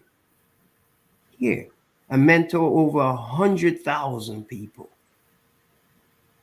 So I know what it takes. And that's why the gang members they had that trust in me. The Officer Ramsey have a hairbrush in his holster. He doesn't mean to kill us. So they would listen to me. And that's what it takes. And Trinidad is a small place. And so if the officers and them put the effort there, they will be able to reach those kids. Kids wants to know that somebody cares. And the officers is not willing to spend time with the community. We had a resident, Dr. Figuera, in here on the show many times, and Dr. Figuera always highlights and mentions the different criminal models. Am I saying it right, Anselm Tommy? The different types of models that gangs adopt to, run their warfare. Do you think any program you have can address the way the different warfare, the different gang models are being perpetrated in Trinidad and Tobago? Because it's not just one type. I understand it's not one type of way they're acting. All right, you have to find a Well, way like I now. say, I deal with here in Newark, New Jersey, the Bloods, the Crips, the Mhm. Latin Kings, the Niete, the Damu. I work with all of them. I worked on the Mhm. gang floor, and I get utmost respect. I have many of those gang members still today comes up to see my wife, my kids, my mom, sister, brother, and other family members, and say, tell your husband, brother, whomever it is, thank you for always doing right by us. And I was the only officer who would be playing basketball, football on the field with the guys. And everybody said I was crazy. Why would you go and play ball with the gangsters and stuff? And they saw me as a real person. So you And I, believe those young men languishing in prison on remand, waiting for a date, you can perhaps start capturing them from there also? sure. All people they just want a chance. They just want you to be fair with them. That's it. Sanction that. That's it. They just want to know that somebody cares. And if they see that somebody is consistently looking out for their best interest, the word goes around. Word of mouth is the best advertisement you can have. And like I say, I've been here for generations working. So But I aren't you know. afraid, Mr. Ramsey? Well, we get it here on our program. Well, them out there, they're not living here. Well, he I know. Aren't live you here. afraid you get? I Aren't you live in afraid? Newark. But no, the Trinidadians are going to tell you, well, he out there. He don't live here. He ain't from here. He don't know what's going on here. How do you handle that rhetoric that may put up a brick wall? Once you bring love into it, the Hmm. equation, they see that you lead with love, and you can show that you've been there, done that. You see, I'm also, like I say, I did 21 years as an officer. I also did 21 years as a soldier. Mr. Ramsey, do you understand the psyche of the Trinidadian criminal? The I've psyche. been there in Trinidad. I'm just asking that. I have spoken to many of them, and guess what? I got Mm. at first the attitude they was very defensive, and after I sit down and talk to them, I saw it was like no other like every other country young man. They just need somebody. They just need guidance. That's it. No one had hope for me. They say he would never be nothing. As a young kid running around with a slingshot, say he would never be anything, I heard that too. Mhm. right? So the thing is to show them different. Oh. If each one of these officers take one of these so-called youngster that's giving a lot of problem and just take them to a ball game, take them to the beach, take them hiking. Look how different their attitude will be. Each one teach one. You know, Each one I, of I, these officers, it should be assigned. These officers should be assigned these young men that's given problem. Say, well, listen, We're gonna have camps for you. You know, They will love that. Mr. Ramsey, I'm listening to you, and you're speaking truth to power. And I can give a quick testimony about that. I went to Trinidad a few years ago, and my friend coached at um, Belmont Government Secondary at the time before it changed its name. And he said to me, he says, Anselm, could you come and speak to my team? Could you come and have a discussion with my team for me? I said, no problem, man. So I actually went around, I make 2 rounds around the savannah. And when I finished, I went inside the savannah and the guys were sitting on there and I was talking to them and telling them my story. And when I was finished telling my story, after that, I used to get a call from a lot of the parents just to talk to the kids to see how they're doing. And you could have seen the difference in the kids because they felt that this was another person who genuinely cared about them, even though I didn't know them. And that's all they ask for. That That's is what all they ask for. You're not asking for anything special. We're not asking you for any money. They're not asking you for anything. A pair of Jordans. They're just asking you to be consistently good. That's that's it. it.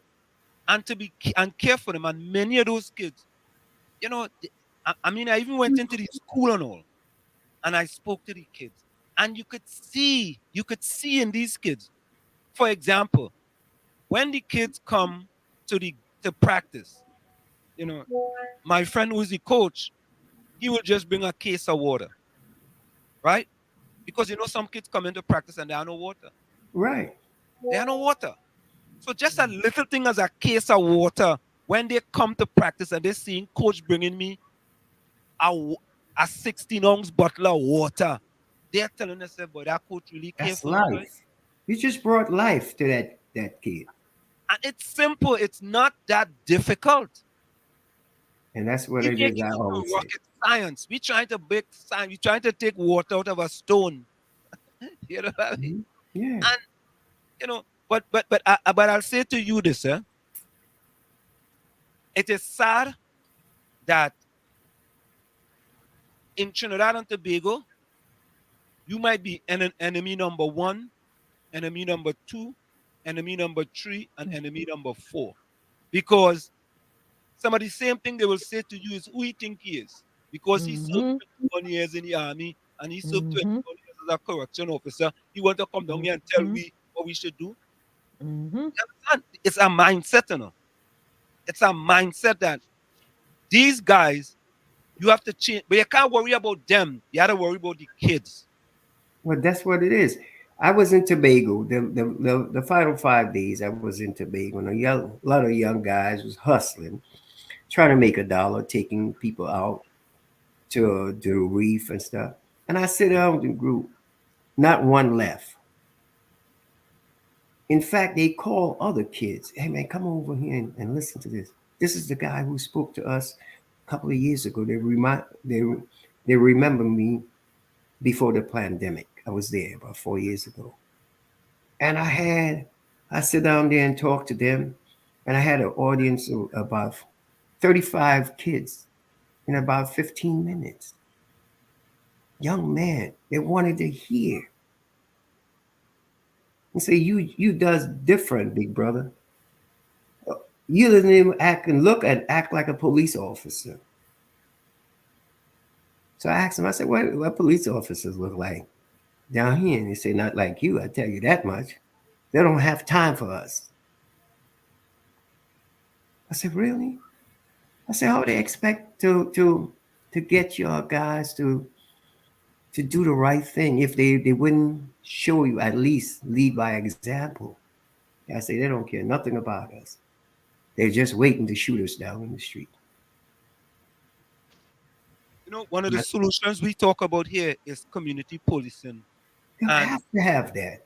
It begins and ends there. there we go. And we have been talking about that solution for ever since we had this program talking about community policing.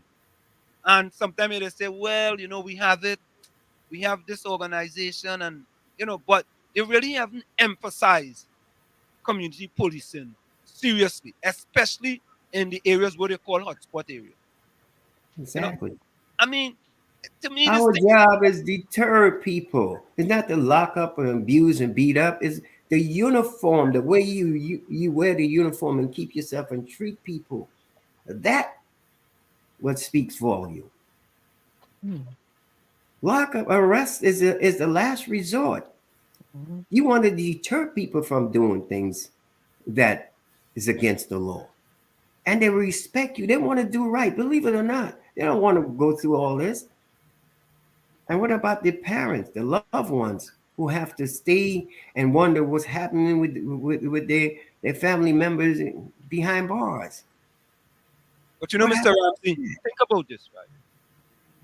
The budget this past year in Trinidad and Tobago, national security had $6.9 billion. It was an increase of $1.1 billion from last budget. Listen to this. $1.1 billion increase. And we are heading for the second largest murders in the history of Trinidad and Tobago.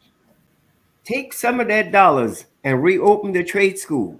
Take some of that dollars and reopen the boys scouts and the girl scouts, and put a few dollars towards a scholarship. That would change that overnight. It would be changed. I was willing to come back to Trinidad to be the mayor in Point, from a bottle boy to the mayor. That was my dream. And take $1 TT a year and give my salary back to kids who are doing the right thing. That's my intention, because I have enough food on my table now. I'm retired from the police department. I retired from the military. I'm getting Social Security. I'm eating well, from selling bottles to eating well. But I never gave up on myself, and I'm not giving up on Trinidad and Tobago. I'm not.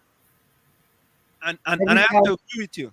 And that is something that we here have decided to, because we are doing this, we do this program from the diaspora. And we have decided, we could have decided, you know what?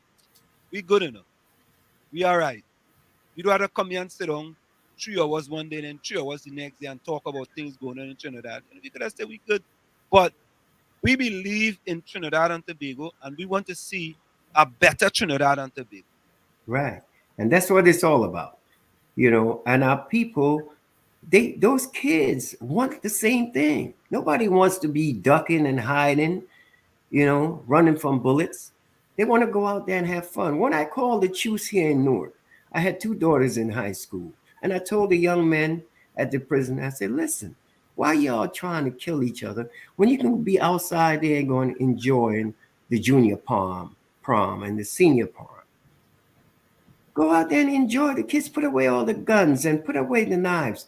I say, I'm going to do this security for a few years for the high school. And I don't need any other officer. I guarantee you he's going to be safe. And the kids bought into it.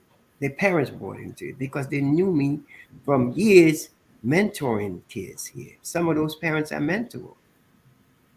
To say, okay, Officer Ramsey, we know it's going to be safe because you have the door. We know at least nobody is going to get killed.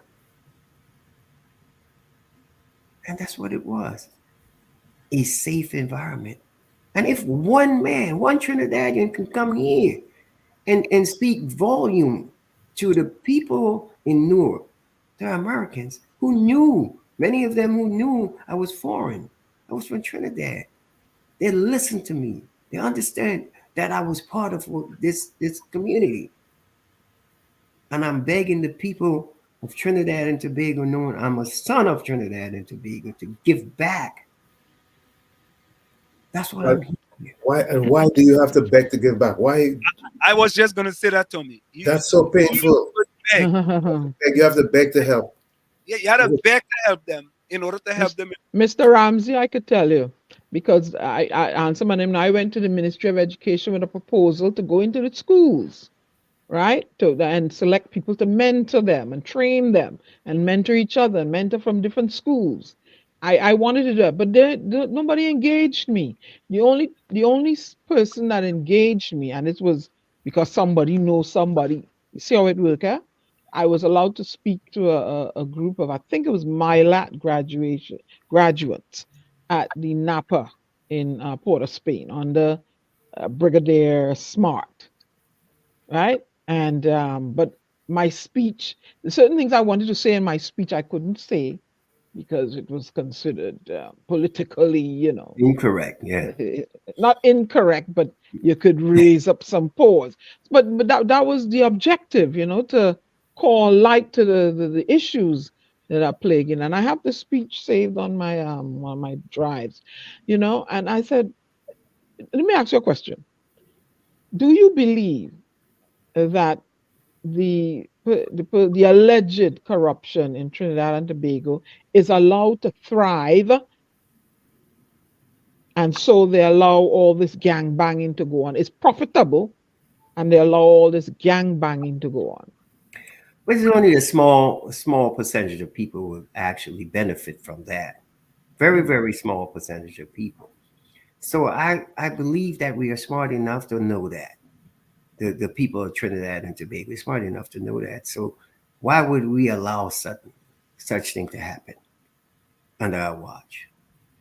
You see, the General Secretary of Trinidad and Tobago, Joshua Gordon, that was my granduncle. God rest his soul. So I have been around these issues for quite some time. When Randolph Burroughs was the commissioner of police, and Robinson was the minister of defense. I wanted to come back in 1985. I was a sergeant here in the Army, to come back to create a joint task force involving the police and the Army. I said I will. I was a sergeant, E5. I say I can create a team that will really help focus on the young man and slow down on the crime. And they told me, well, you can't be in police and army at the same time. You have to choose one's either the army or the police, and you wouldn't be able to keep that rank you have because you're a young man. I was soon to be 25 in 1985, August of 1985. And they told me straight out that it was not going to have me in charge, a young boy in charge of no hard stones men. And I say, despite all what I have to offer, I say, no, you're too young. And my uncle at the time told me, my granduncle, Joshua Gordon, told me, see, this is nephew, that's why I brought you here in the lion's den at midday. He said, so it is not coming from me, but people of my peers, elderly people, don't think that you have anything to offer as a 24-year-old. And that was my first attempt to come back in 1985. 85. Just before I turned 25. I was ready to come back. And I tried again. I said I was going to be an agent on the plane. They was looking for agents on the plane. I said, well, I had the military background, the police background. Let me try. Once everything was going great until I saw the color of my skin. All communication stopped. Welcome to the club. So this is 2023. I hope you are not the applicant they expected. I hope some of that has changed. So, and we too here on the show hope that the right ears are listening and want to do the right thing, because you emphasize boots on the ground. I hope that they take stock of that, the boots on the ground advice. But Sarge Ramsey, you do so many things, and I want to delve into one of your peeves, or should I say one of the things that you enjoy doing, which is healing people. Yes. I'm also, like I say, I wear many, many hats: finance, construction, name it. But one of my daily activities here is saving lives. That's what I did for the federal government. During the pandemic, I saved over 5,000 people lives, treating them for that so-called corona. No mask, no gloves. It was really to show that what was being said wasn't quite factual. And And Slim, be careful we don't get a block. Remember, they be mhm, listening yeah, when you start. no, Yes, but I'm saying that that's what I've been fighting on three fronts, really. Yeah. But like I say, I do help many people back in many different ways.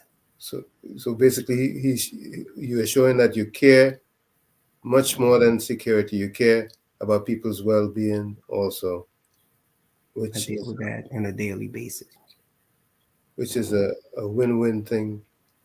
Anyone who would take your advice or follow your lead as far as security and otherwise.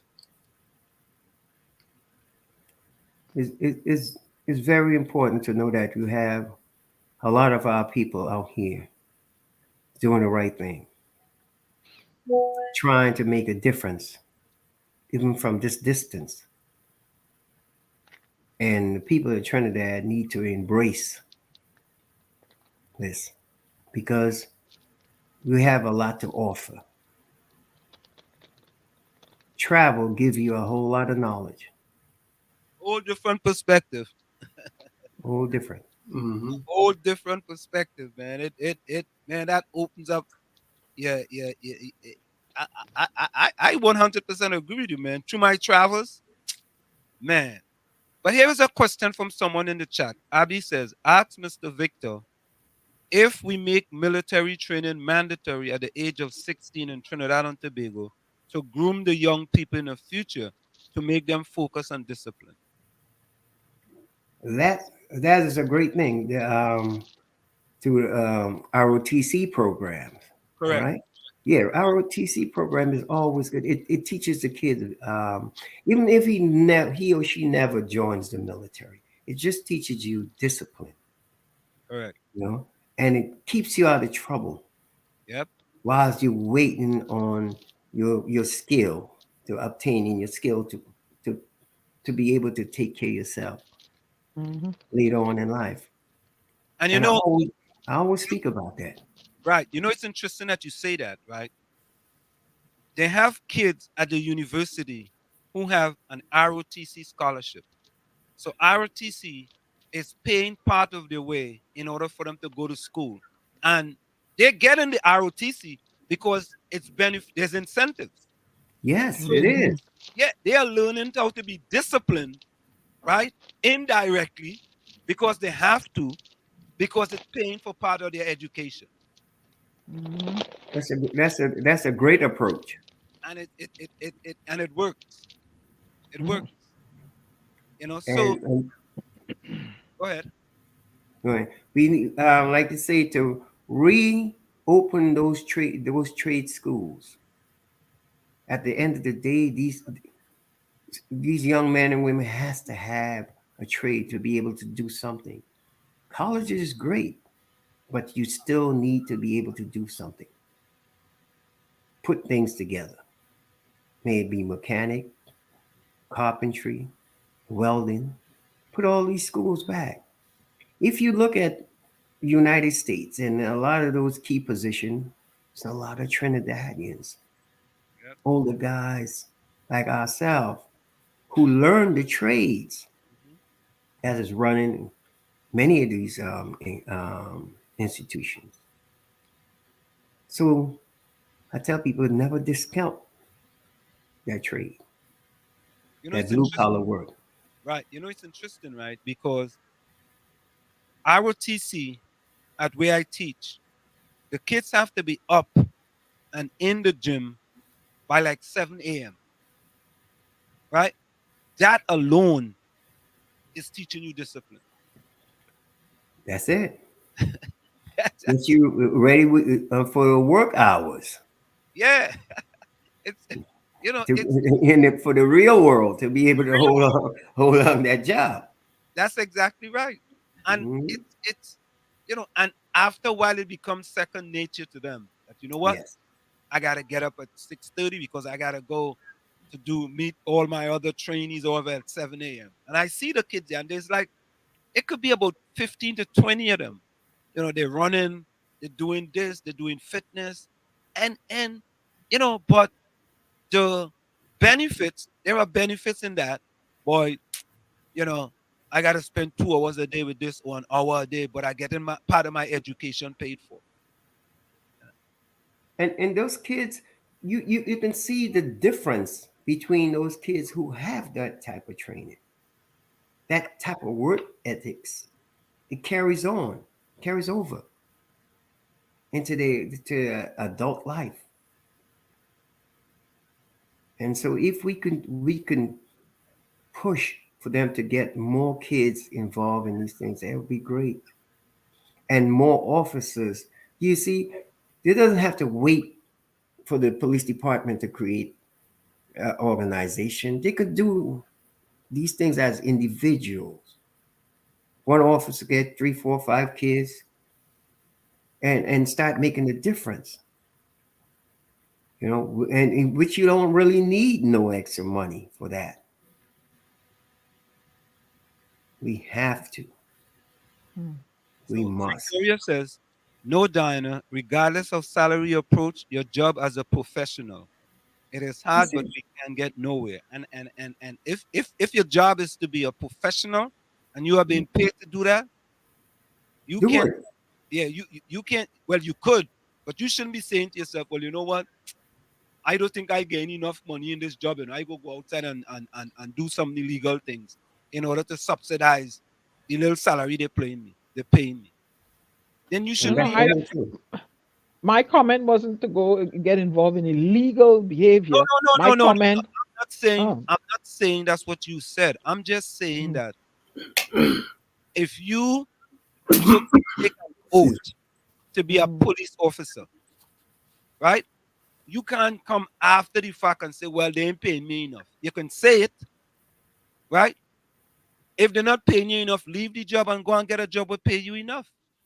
Well, they can you can say it, and because it affects my morale, I can't meet my bills, so therefore I So am leave the job. demoralized. Leave and go where? Why Well, why why should I leave a job? Wait, why should I leave my job when it is the government or who my employer's responsibility to satisfy whatever agreement they made with me salary wise? Why no, why should I leave a job?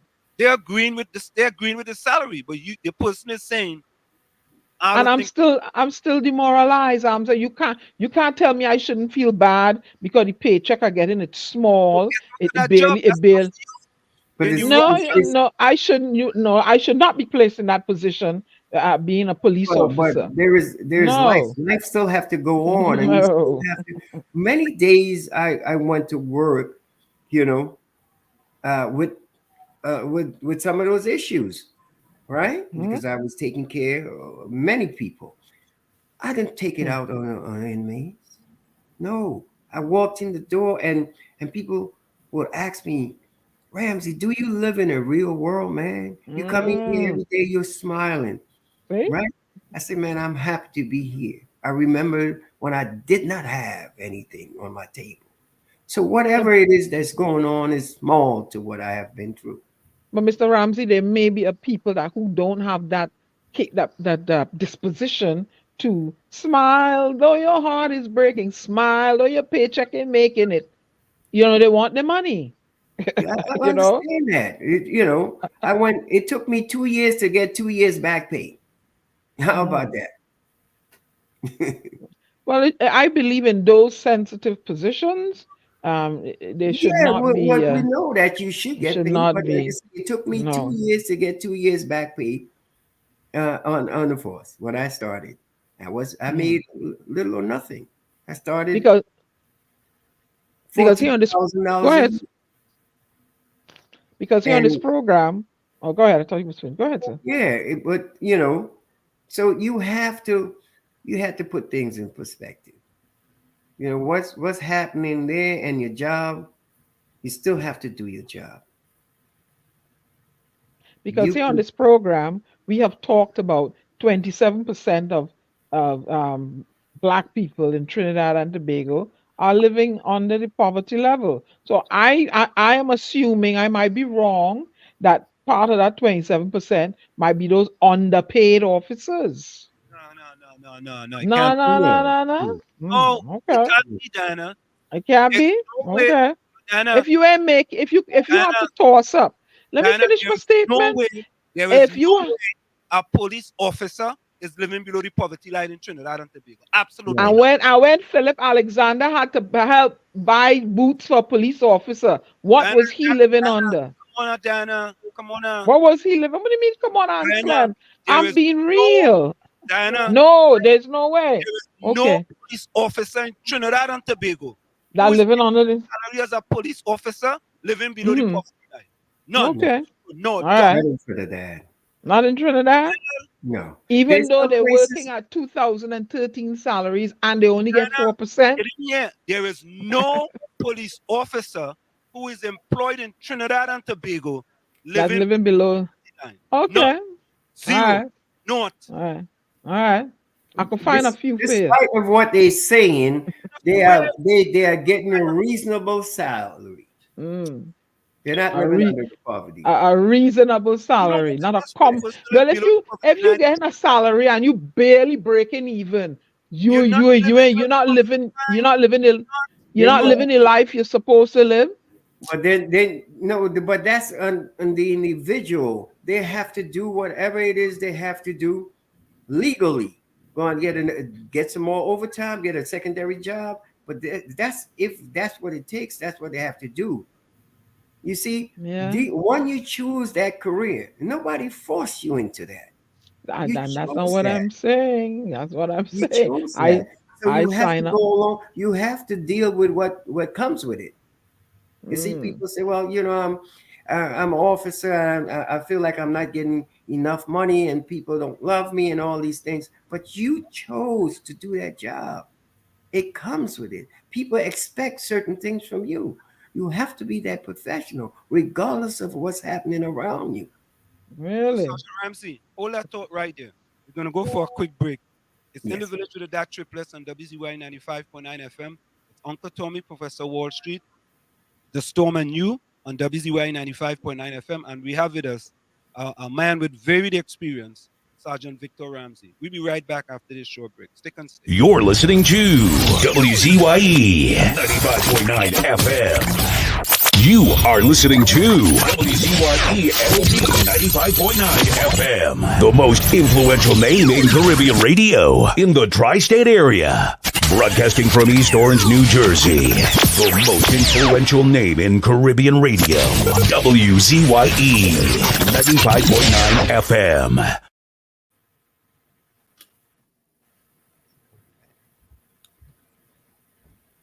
We are back with you. It's in the village with the DAT Triplets on WZYE 95.9 FM. We come to you every Tuesday, Thursday, and Saturday from Tuesday and Thursday from 7 to 10 p.m. That's Tuesday and Thursday from 7 to 10 p.m. And joining us tonight is a young man. I'm saying it's a young man. Sergeant Victor Ramsey, a well-known Trinidadian living here in the United States of America with a varied amount of experience as far as security is concerned. So you continue, Sergeant Ramsey, before I interrupted you. Continue. Yeah, like I say, for people who wants to say that the job doesn't pay enough, it doesn't pay well, and they're living at the poverty line, that's not so. What happened is that sometimes we become ungrateful, very ungrateful to what we have. And that's what makes so many officers turn rogue. Think that they should live as those rappers and so on, with all this money, 5 and 6 cars and jewelry and all that. No, you get a chance to live a nice middle class life. Be thankful for it. Always say a prayer over your meals because the people of your community pays you well. I know this. There's so many perks you get for being an officer. That is, people doesn't include into their salary. So, be grateful for it. Do the best job that you can. Always wear your heart on your sleeve for the people that appointed you to do their job, to serve and to protect them. Always remember, do it with class and dignity. So let me just get a few statistics here. According to the People's Partnership Government initiated poverty study in 2014, 24% of TNT citizens were living below the poverty. They didn't say the poverty line, or the poverty. The annualized poverty line for Trinidad was $11,479 annually, which suggested that a poor Trinidadian lived on $956 per month, right? And it goes on to say, according to a report by the Commonwealth Foundation, the report did not specify the amount of money for the poverty line, but it stated that the international poverty line is defined as an income of $1.90 per day, a figure stipulated by the World Bank. Incomes below that figure are considered to be extreme poverty. They may have difficulties in one of them living below the poverty line. Not one, none, zero. And that's And the that fact. is true. That's the facts. That's the facts. That's just the facts. So we can Even say, to America, even to America, where they think that so much money is being made here, the average American only makes $38,000 a year. The average black female makes $28,000 a year. The average black man makes $41,500. The average white man makes $51,500. Only $10,000 more than the average black man. And 61% of the blacks here, black man, is living as a middle class citizen. The average white family, man and woman, makes $116,000 a year. The average black family here makes $58,000. So dollar for dollar, when you're looking at it, there's no way the average police officer in Trinidad could have been living under the poverty. It's impossible. So I hear your facts. However, you had one police officer that needed help with his boots. Yeah, so I just wonder if there are more. That's very anecdotal. It's one here and there. I wonder if there are more and they're not coming out. Without boots, you're poor. You're living below the poverty line. Yeah, but if you can't afford a boots, Anselm, come on. If you need help without boots, you're living below the poverty line. Well, we had to bring him on. And then there was another police officer.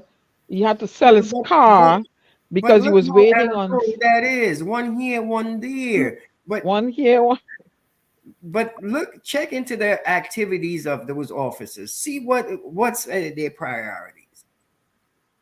They may take their money, like they say, in the nearest rum shop. They go there and they get a few drinks. They're not spending it on the things that they need to. Overextending They themselves. never say that job you're going to get, that profession you're going to get wealthy. They say that you will be able to have a comfortable life. Let me ask a question. Can the average police officer in Trinidad and Tobago put papers together and go to a bank and get a mortgage? Well, I don't know the requirement for that. And create intergenerational wealth for his family. Well, you see, while he's out there serving on the front lines.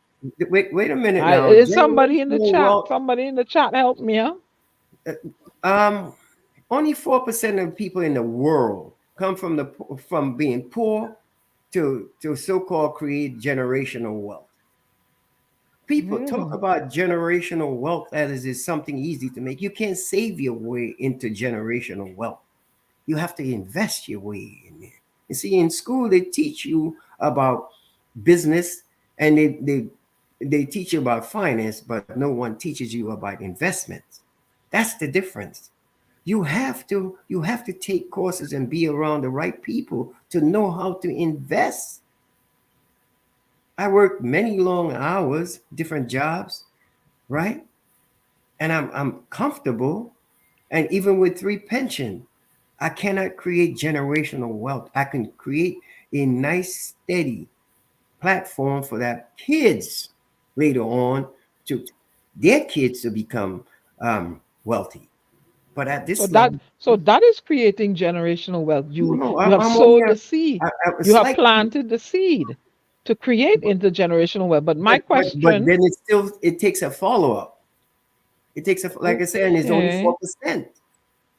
my Four question is, percent. can the police officer and the nurses, those are critical positions in Trinidad, Right. can they go and just get loans, for whatever house they want to buy? And can a young working person who makes X amounts of dollars, I don't know, in Trinidad and Tobago, can they Yeah, approach the bank they and can get say, it.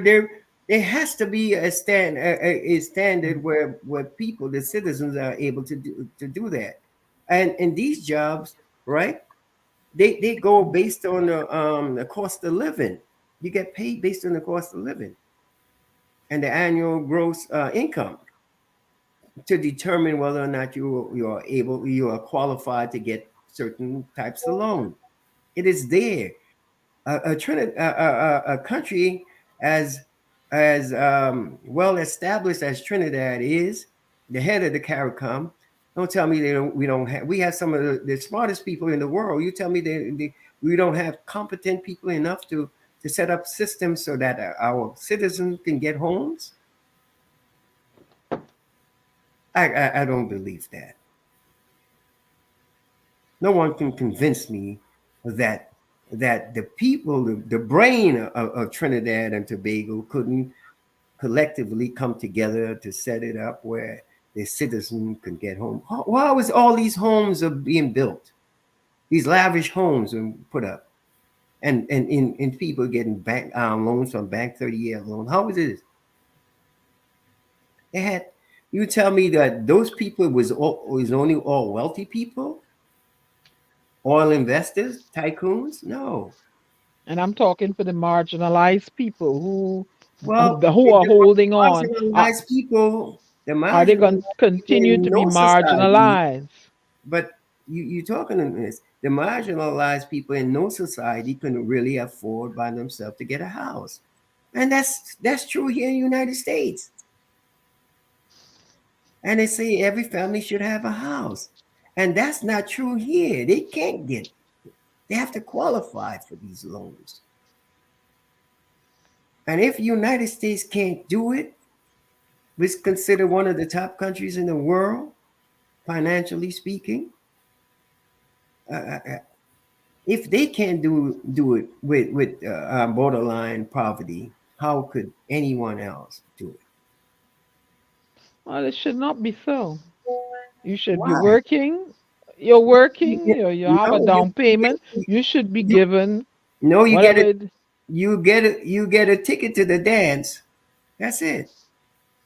And that It is doesn't say that you're and gonna and and do and, and we as it. people, we are satisfied with that. We are Yeah, you get satisfied a with that. ticket to the We dance. It we didn't tell you you're gonna win anything. They made mm, it possible mm, for you to get mm, this. yeah, but brother, you lost me there. I just got off your highway. I just got off your highway. You want me It's ticket to the true. dance?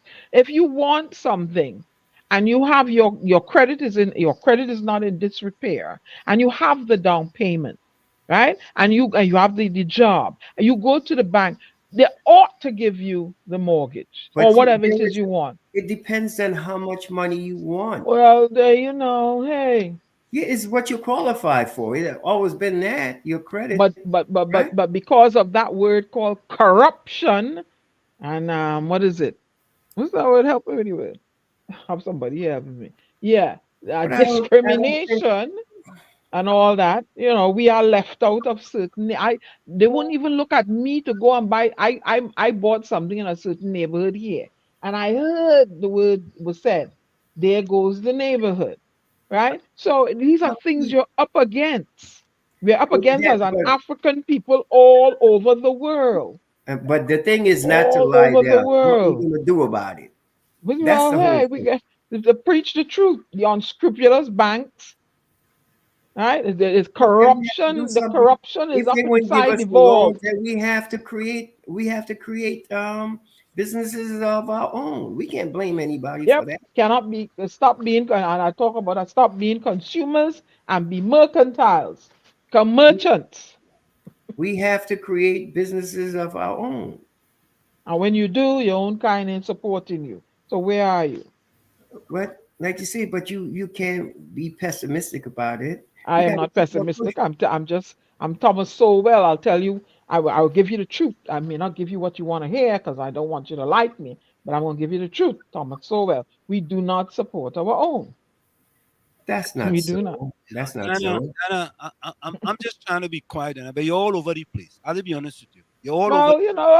Well, responding to Let me read comments that were made. something from the chat.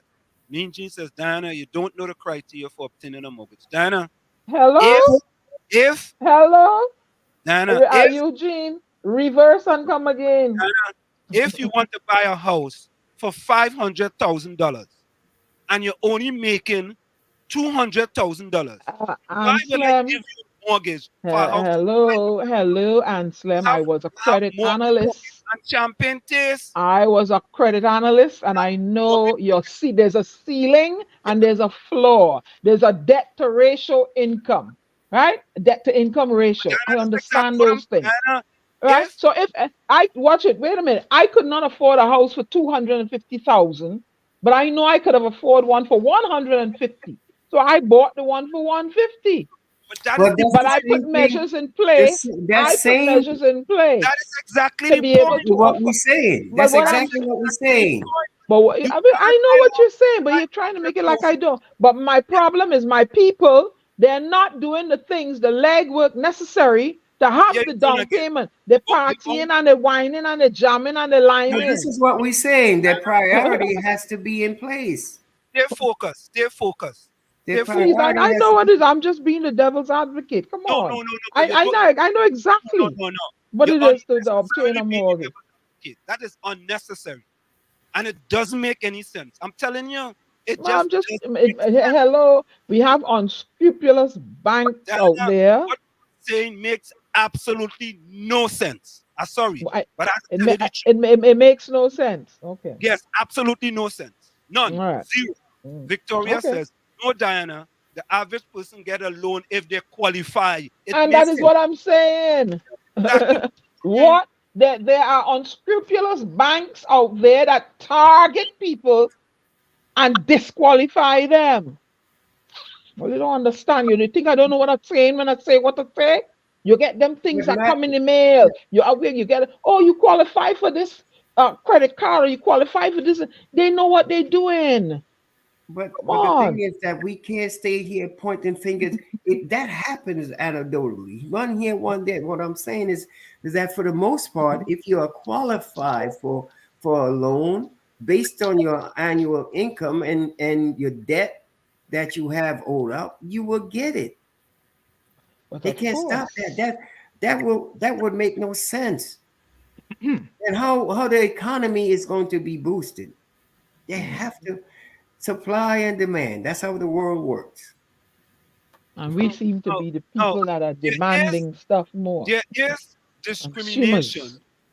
There is discrimination that can happen with the giving out of loans, right? That could happen. Hallelujah. Let me go get something to drink. That's not the majority.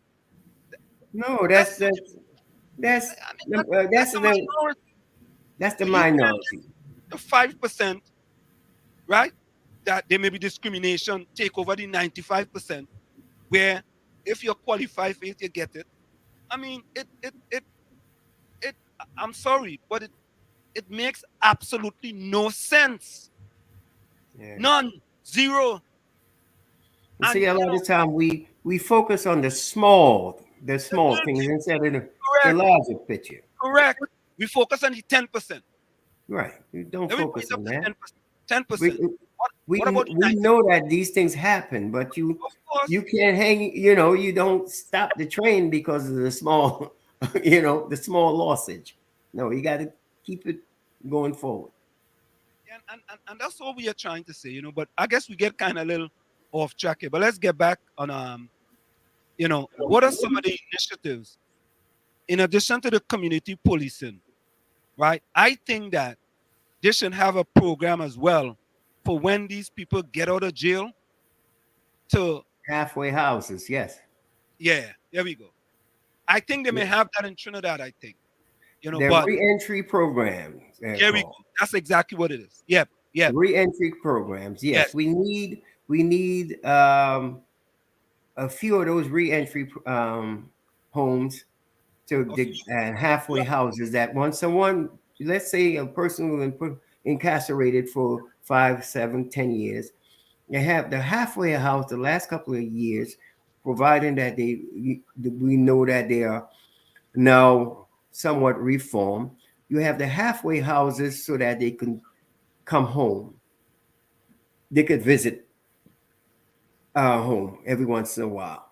And then you have the re-entry programs where when they get out those halfway houses, they go into these facilities that the government helped sponsor or pay for. And that's how you get people to be reintegrated into the community. Because it's very hard for someone to just do 5 or 10 or 20 years and then you just set them free. You have to get them back Soft landing. gradually, to what they was doing before. So and that's what they have to make sure, put these reentry program in effect. And in doing these reentry programs and having the facilities, the surrounding community should be informed that you have these people coming there, so there is no surprises. That works well here in the U.S. And I think that program will work good there in Trinidad too, because a lot of times these people are just released from the jails and have no way to go. So lately, right, we had a situation where the Minister of National Security said part of a policy to deal with corruption is to have lie detector tests and drug tests. What's your? I mean, Polygraph test is too expensive. I know over this way, a polygraph test is somewhere in the neighborhood of $1,500. So I know in Trinidad they would not be doing the polygraph test. Now I can see they can ask certain questions, but you're doing that kind of investigate on that. But to say that you have to give polygraph tests, that wouldn't work. It's too much money, too expensive. And you're talking about not 1 or 2 polygraph tests. You're talking about for the population that's being released annually. That's very costly. That money should be put into retraining and training. Many of those young men that gets in trouble, if you see the literacy rate is very high. A lot of those young men can't read or write. That's something I found out working in the jail. And so they act out. But I think the polygraph test we were talking about is for police officers. Yeah, for police officers, just for police officers. It's still any service. It's too expensive. It's too expensive, and the thing with that, unless you are an elite force, that's only then and only then they do those types of testing, like you going for the FBI, the DEA, you know, the CIA, the CID, things like that. The test is then Right. given. Now, Abby asks a good question, right? Abby says, Anselm, find out in Trinidad what percentage of people working for minimum wage and what percentage working for higher wage. So this is what I found. It says the percentage of people working for minimum wage or less could be close to 50%, depending on how many people are in the labor force and how many are unemployed or inactive. And hold up. According to the World Bank, the percentage of people living on less than hold on. So they didn't give me something about, so if 50% is close to 50% making minimum wage, right? Yes. That's half the country. Yeah. Yeah. That's why we Yeah. have 26. That's why we have almost 27% living below the poverty line. And no police officers in there. Right, there we go. Yeah, police officers wouldn't be in there. But that is a very high percentage. Yep. A very high percentage. I know Trinidad is ranked like number 5 in the Western Hemisphere, in the islands. Number 5 on them. Yeah. As what is concerned. As far as the annual income. Okay. Let me Google that. Where is Trinidad ranked in the Northern Hemisphere? You said North America? In the islands. They the Caribbean. The top islands. Yeah. Where's Trinidad ranked? Among the Greater and Lesser Antilles. In the Caribbean. For what? What did you say? For what? Yeah, around the Caribbean, Greater Lesser Antilles. Yeah, but what it is ranked? Ranked in what? Annual income. I think they are number 5. Ranked in the Caribbean. Yeah, I believe they are number 5. Annual income. Let's check that. Where's Trinidad ranked in the Caribbean in annual income? Let's see what that comes up with. Because we like to give information here on this program as well. Trinidad. Depends on the source. Let me see. Hold up. Coming up. Yeah, 6th of 28 Caribbean countries. Number 6? Yeah, number 6. Right. Okay, I know it was 5 or 6. So yeah, that's what I'm saying. So if that is the national annual income, what is the other nations living on?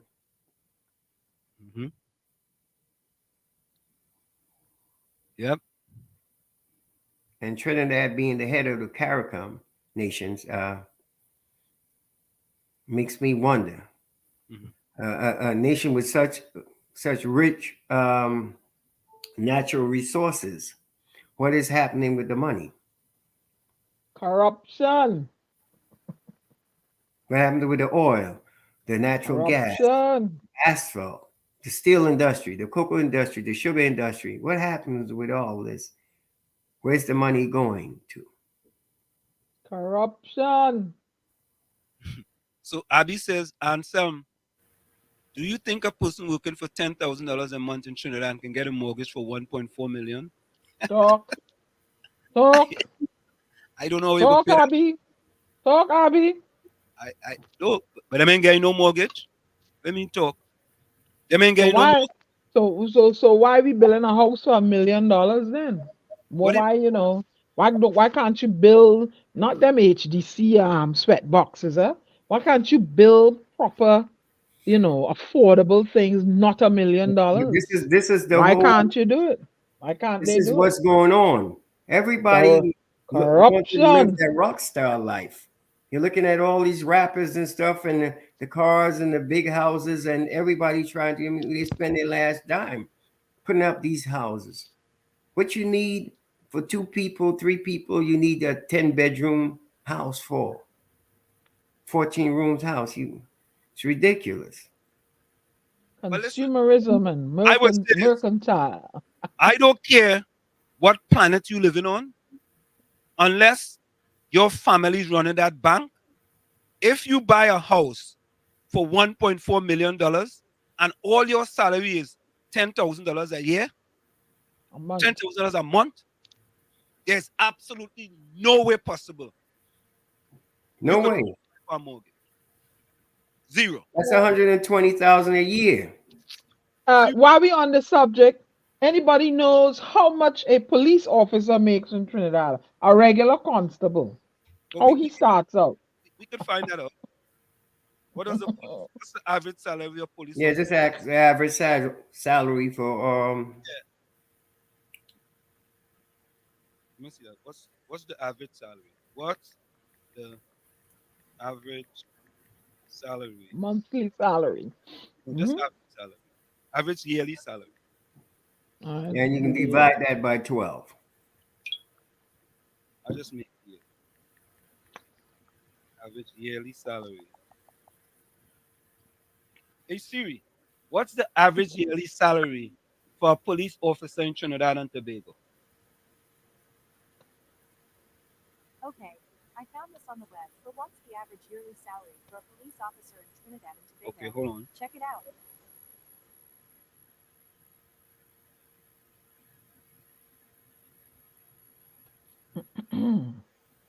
Probably about 48 grand. Hold on.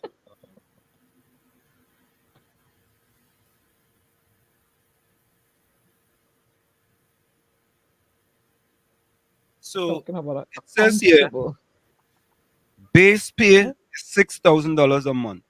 Right. I rest my case. I rest my case. What do you rest your case on? 6 times 12. I rest my That's 6 case. times 12. 72. Rest your case. I rest my case. They're not poor. I rest my case. $6,000 a month and they're poor. Victoria, I'm reading your comment. If you are paying for a car, motor things, and have to subtract all the first, then you realize you don't have $10,000. Victoria, that's all your statement read, right? $10,000. How much is it? How much you said they make? 9,000? That's 6,000. 6,000. 6,000. The guy's just walking in the job.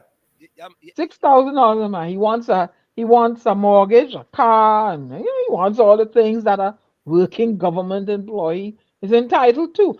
And he should have received his retroactive pay to match the cost of living for the current situation. He's entitled to it. Entitled. You know what entitlement are? Hey, employment is a right and not a privilege. Employment is a right and not a... Go ahead. Nadia says $8,000 is the Yeah, no, it's $8,000. 8,000. Correct. She's correct. The median No, she come out. The teacher gets Tobago is TTD 20,600 per month with a base pay of 8,600 per month. Okay.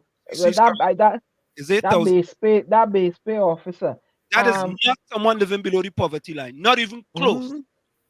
Not even close. Social Security there give you for what, 4,000? So that's 2 times what a senior, 2 times plus what a senior gets.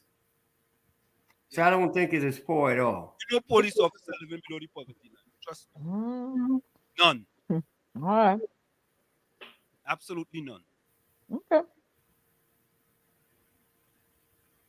Because I think we would like them to get more, but it is what it is. It is what it is. What do you mean is what it is? Let me ask you something. All this mash me corn, The politicians does get their pay, right? The politicians does get their pay. Why can't the police officers and the nurses and the teachers get their due pay? Why? Well, Somebody like you answer me say, that question. No, don't beat around the bush like well, there's no Anselm beating said. around the bush. I would love No, that they get their pay like the you would politicians. love. But So you're we are the one who. demoralizing the people. So you're going But to what I'm find saying rogue is, people in the system. but we are the one who hire the politicians to work for us. Well, We then, can make that well, change. that's good. Them getting their pay when the month come and them living their life and they able to meet their bills. That's why. Right? So That's why that, the system has to all right change where, then.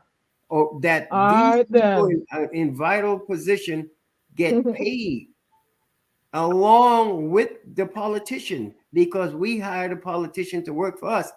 The politician, we don't work for the politicians; they work for us. Not in Trinidad. Yes, it Polit- is. Anywhere you go, the Politicians, politicians work for the people. they don't answer the The voice of the phone. people are the law of the land. They don't answer the phone when Anselm call them. When you send them letters to try to engage them with Well, interviews on that's a where the credible people come radio in and make the station, difference. they come in when you send something to, well, have a one-on-one conversation with me and I'll record it and play it on air. They don't want that. And a whole heap of thing. A politician, them only seen about themselves. They don't Well, it's the care. people to change that. They don't care. We the people has to change that though. They You see, don't when you make care. them feel like that you work for them, they work for you. It's the opposite. And the only time they come out playing, a fanfare wagon and they're fixing road and drain and highway and filter is close to election, playing that tune, right? And But the thing is, what it so the is we going to jaded do about voters falling for that. They're waving a big trinket in front of them, and the jaded sycophants they're falling for that. And But the the thing same thing is, gonna go what on. we going to do about it? That's the whole thing. What do you mean? What What it are you is gonna we're do? going to do. What are you gonna do about it? Well, open up the place for everybody in the diaspora to vote then and see what could happen. We Open up have, the place. the thing is, we have to find a solution, right? Find a solution. The solution is change. Systemic, Right. So endemic, this is what, all up in there. That's what they need. and that's why you have to put a correlation to They correlation don't together. care. They don't care about the poor people in Trinidad and Tobago. Yeah, so many homeless people sleeping in Port of Spain.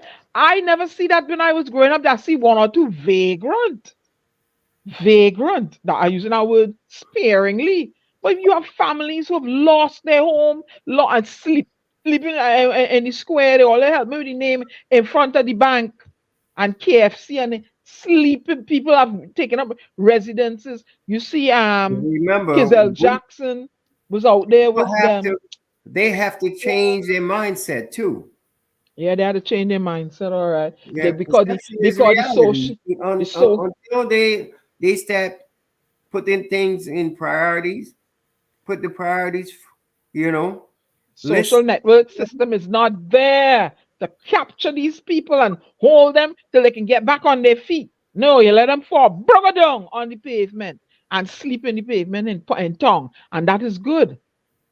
That is very good for them, right? And all they care about the poor, suffering people.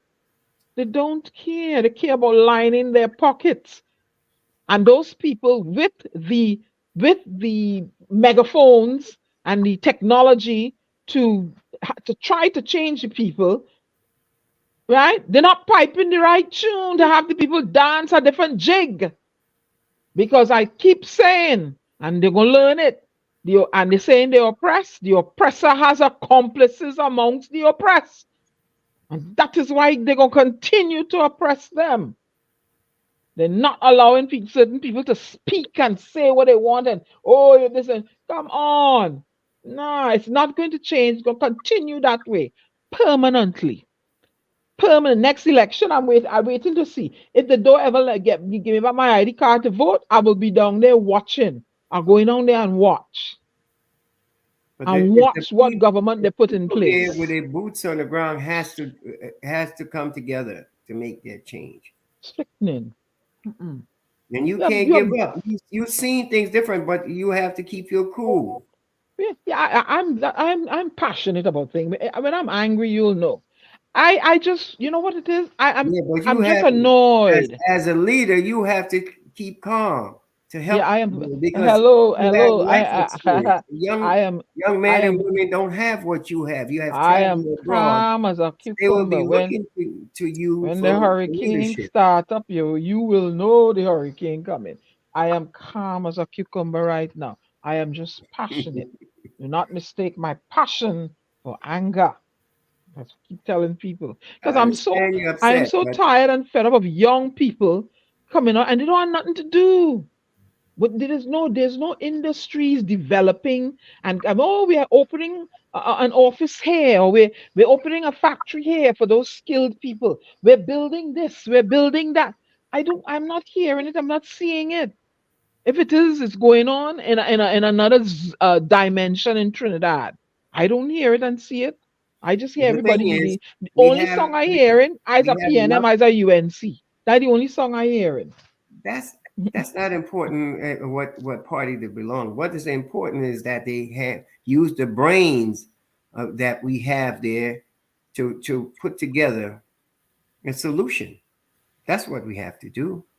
Put together a solution. Like I say, we open the trade school, open the civic centers and these things, right? To have our own people.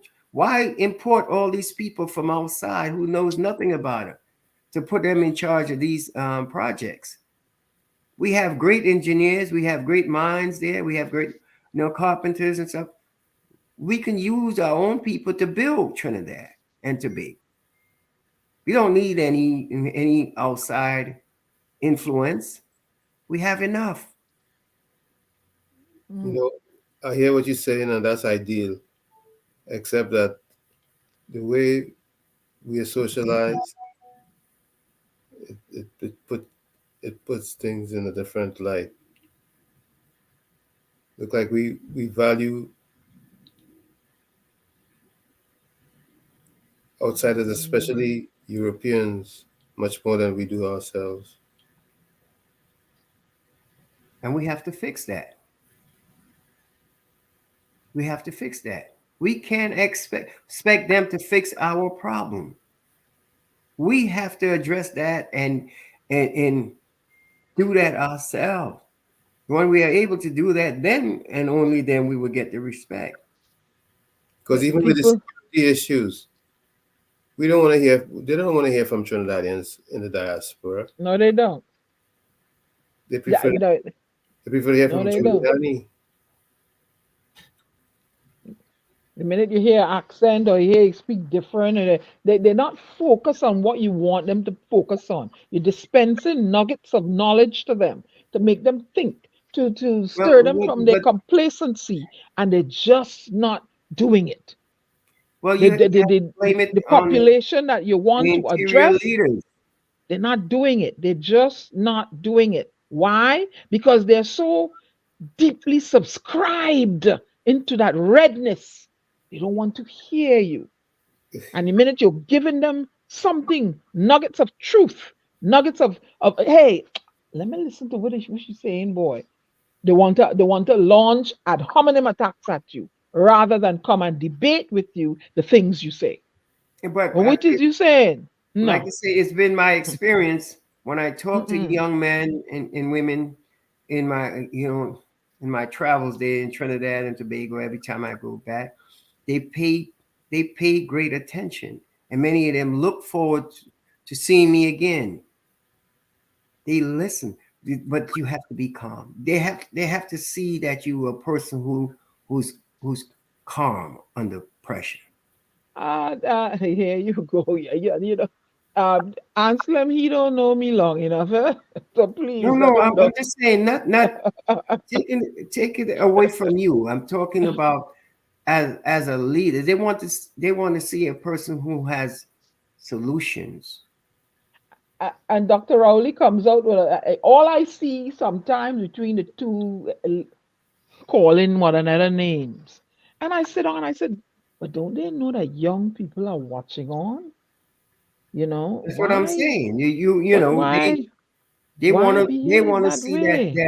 that you have these leaders quality, so that they can pay attention to what it one between all the fighting back and forth.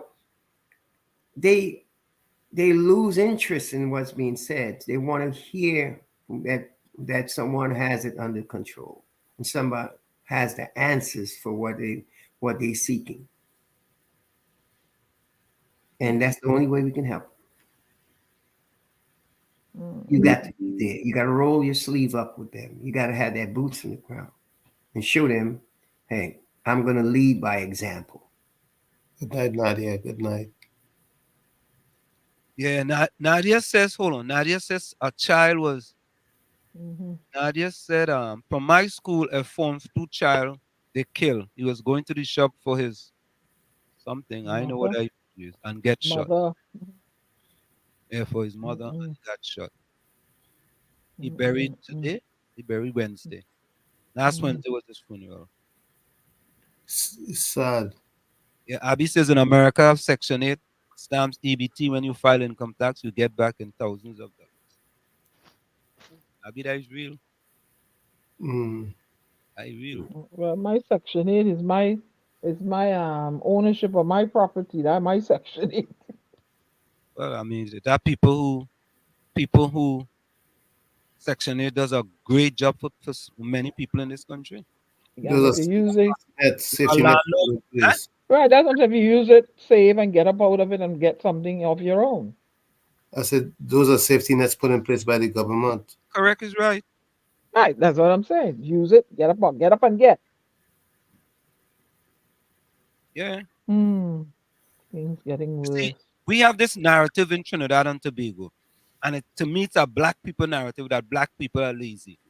They are lazy. They have lazy people in every single culture around the world. But it look like if we are alone lazy, and many black Trinidadians that's be imposing that internal oppression on themselves, on their people. Yep. Yeah. You know, you have to stop this internalized oppression. Yeah, they're lazy. All they want to do is sit down on the block and line. But if you so lazy and you want to sit down on the block and line, let Carnival Cruise go to Trinidad tomorrow and say they have some openings. You go see thousands and thousands and thousands of people go line up. Thousands. Yeah, we That's saw what I'm that. saying.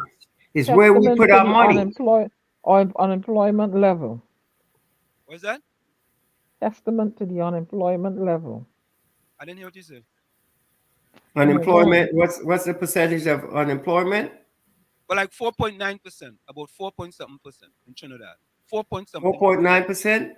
Yeah, maybe That's better than the U.S. Yeah, 4.9%. I But don't. you Just wanna has know this? more I don't people. believe that Come on. number. I don't Black believe that people, number. black people unemployment is about 3 times that. Black people unemployment. About 3 times that. Okay. Trinidad and Tobago. You understand? So, Yeah. so at the end of the day, when we look at stuff, people that say some people stop looking for work. They just stop looking for work because you're tired. You go out and you're trying every day to look for a work. You can't find a job. Where do you stop? Right? And when Carnival Cruise or the people from Guyana come to Trinidad for a work, the prisons officers had a thing the other day. Must be for what? Less than 100 jobs? Thousands of people lined up. Thousands. Yeah, but the thing is that we have to create our own little businesses too. I agree with that. You know, and but a lot of our people doesn't want to do that. We looking for the government and at the government to do these things for us. You got to get up and get yourself. But I understand that, Sergeant Ramsey. But the government has a responsibility too. So, for example, in my estimation, if the government sees, I come into government and I see 26% of a certain people living below the poverty line, at least I will say to myself, you know what? In 5 years, let me reduce that by 2%. Just as an Right. example, 2%, to see that there is something being done. But when it goes in the opposite direction, when one party go out of power, 2% of the people living below the poverty line, at least I will say to myself, you know what? In 5 years, let me reduce that by 2%. Just as an example, 2%, to see that there is something being done. But when it goes in the opposite direction, when one party go out of power, It starts at 17% and it goes from 17% to 26%. Something in making sense, in my estimation. Something And just that boils down to theft. well, corruption. Yes, corruption. You're talking about. Yes, that's boiled down to theft. Absolutely, absolutely. I agree with that. That's the Corruption have only a one. lot to do with it. I've been saying Like I it the whole said, in a show. nation that has all these natural resources, how in the world? Nowhere in the world, none. It shouldn't be. Absolutely. Trinidad got the second largest national gas plant, natural gas plant in the world. In the whole world. Second The largest what? a natural gas plant. Natural Which gas. one is that? Natural gas. Plant. Right? Is it still up and running? Yeah. No, no, no. You talking about natural gas? Yes. Okay, nah. We had the second largest natural gas plant in the world. Let me second largest natural gas plant in the world is where? Hold on, let me see.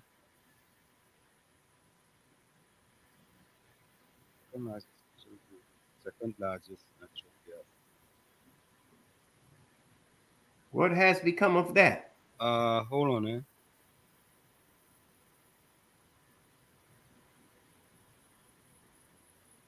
Is it gas power station or gas plant? Gas plant. They may call it power station, but we had the second largest.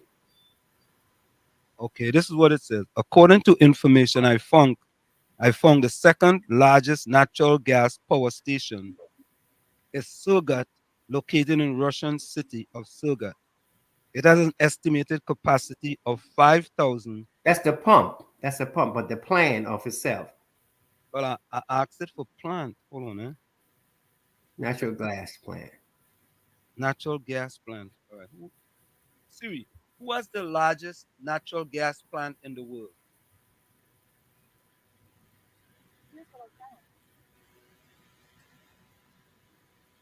Oh, hold on. Look here. 5. There we go.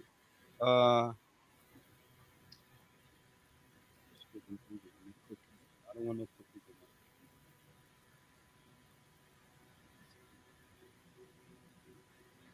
Who has the top 5 largest natural gas plants? It's plants, right? Yeah, plant. Yeah.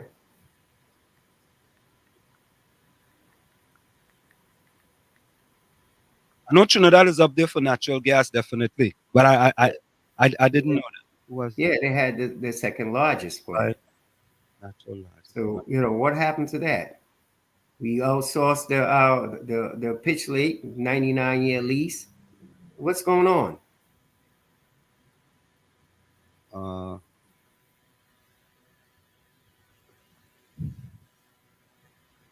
So there is something that says power stations that generate electricity from natural gas. That is one way to look at it. If you're interested in liquefaction terminals, LNG terminals in the world by capacity, I think this might be the one though. Mm-hmm. If you are interested in liquefaction terminals that convert natural gas into liquid form for transportation and storage, then the top 5 largest operational liquefied natural gas terminals in the world by capacity. Okay. If you're interested in I see Trinidad, and if you're interested in export terminals, there's just different of these. Yeah, but LNG was that's probably fall on the end of LNG. So if you're interested in export terminals that ship natural gas to other countries, then the top 5 largest LNG exporting companies in the world by operating capacity It's Qatar Petroleum. No, this is given the companies though. The companies. Yeah, but we was there. So you know, Yeah, all right. that's what I'm saying. With all these natural resources that we have, there's no way people should be living at the poverty level. No way. Trinidad Margo. I don't think Nikon ever did anything though, you know. Trinidad Margo said, I think he's talking about Nikon. I don't think I think Nikon. I think Nikon might be going bankrupt because they have put 120 million US into Nikon, and they were sued the other day for one of the employees. They had to pay them $20 million. So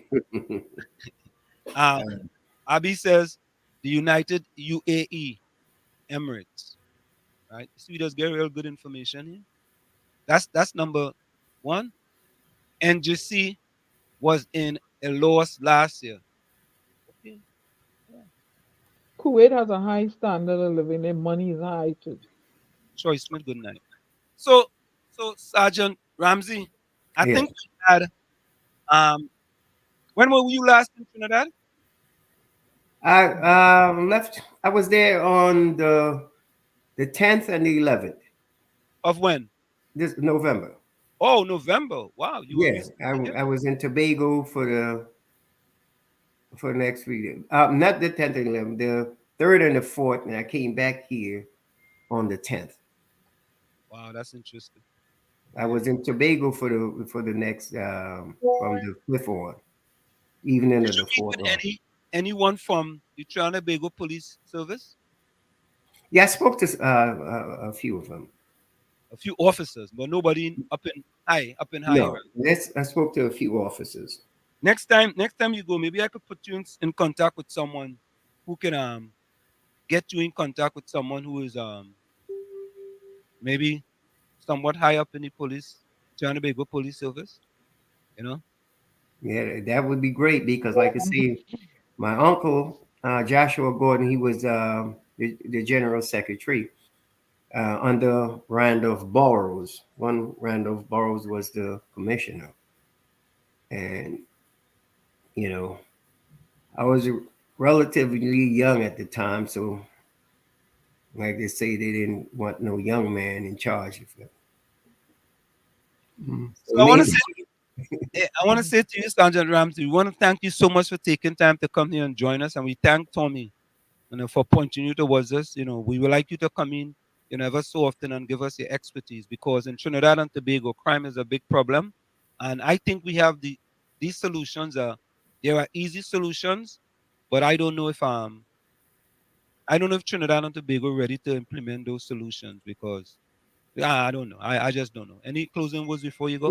We just need willing leaders. The solution is much simpler than they make it. Like I say, I have been working, here at private security for a little over 40 years, and with the force, 21 years, and 21 years with the military. So I have a lot of experience with it. I know what it takes to get young men and women involved and to be, optimistic about moving forward. You just have to show care and concern. Be consistent. Because here in Newark, I still mentor a lot of young men and women. Like I say, I'm responsible for training over 2,000 police officers, firemen, police. So, Sergeant Ramsey, Mm. before you go, someone just said that the Trinidad and Tobago government did not lease the pitch lake for 99 years. Yes, they did to the Chinese. Trying to get a 99-year lease. Yes.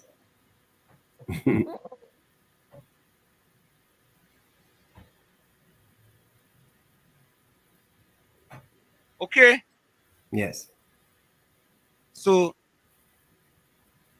yeah, it was great, and thanks again for having me aboard, and hopefully that the people listening will pretty much see that we have a lot of people outside in the diaspora that really cares about what's taking place in Trinidad.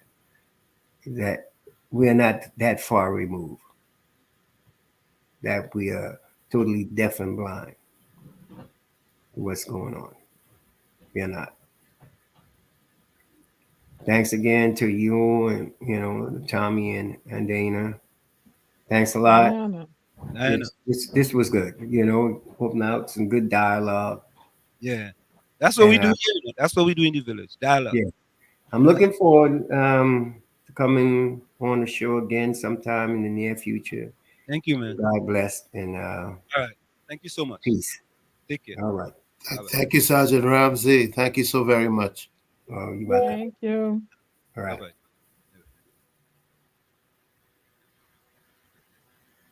So there you have it.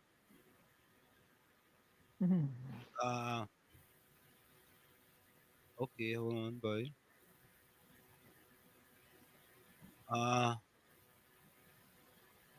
Okay, which one is this? There we go. So there we have it. And at least we always learn some things from these programs. Absolutely. So folks, put closing comments in the chat. Nadia, Rose, Albert Montano, Calvin Henry, if you want to put a closing comment in the chat, you can do that as well. Abby. Hey, look, Captain Singh come in by Joyce Smith, Trinidad Margo. But Captain Singer has a wealth of knowledge also. And Yeah. Captain have a wealth of knowledge, but Captain only want to pour his knowledge into Caroni. Oh no. You don't want to put your knowledge in Trinidad. you want to deal with 160 acres you have in Caroni. Victoria as well. That's what you want to do. Rose there too. And everybody else. And I see we had Mean Gene too, boy. Look, Mean Gene put a comment there. That happens in America, Diana. Look, Captain Singh say Air Guard Sergeant makes 7,000 with 10 years. What's that? He arrived with 4 kids, 1 wife. 7,000 a month in this country ain't bad, Captain Singh. You know what I mean? Hey, Tommy? Yep. Diana? 7,000. Yeah, that's upper middle class. That real good. And then you get a little good pension after that.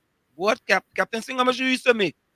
Captain Singh, tell we your salary and your pension. And Captain, we watching you.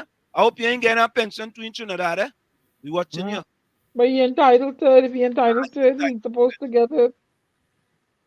You entitled to no pension. You're entitled to no pension. If he work and pay taxes down there, he entitled to his pension. Anybody, any diaspora Trinbagonian person, work and pay taxes. Or if you're entitled to what? You're entitled to whatever percentage. If you can't get the X amount, you can get a certain amount. Yeah, you're entitled to it. Trinidad, Captain, work in Trinidad. You ever work in Trinidad? No, but me wanna. If they I work in Trinidad though. There we go. 5 years. There we go. But whatever it is, I work and pay taxes in Trinidad and Tobago. Okay. Go right back. You're listening to WZYE 95.9 FM. You are listening to WZYE LP 95.9 FM, the most influential name in Caribbean radio in the tri-state area.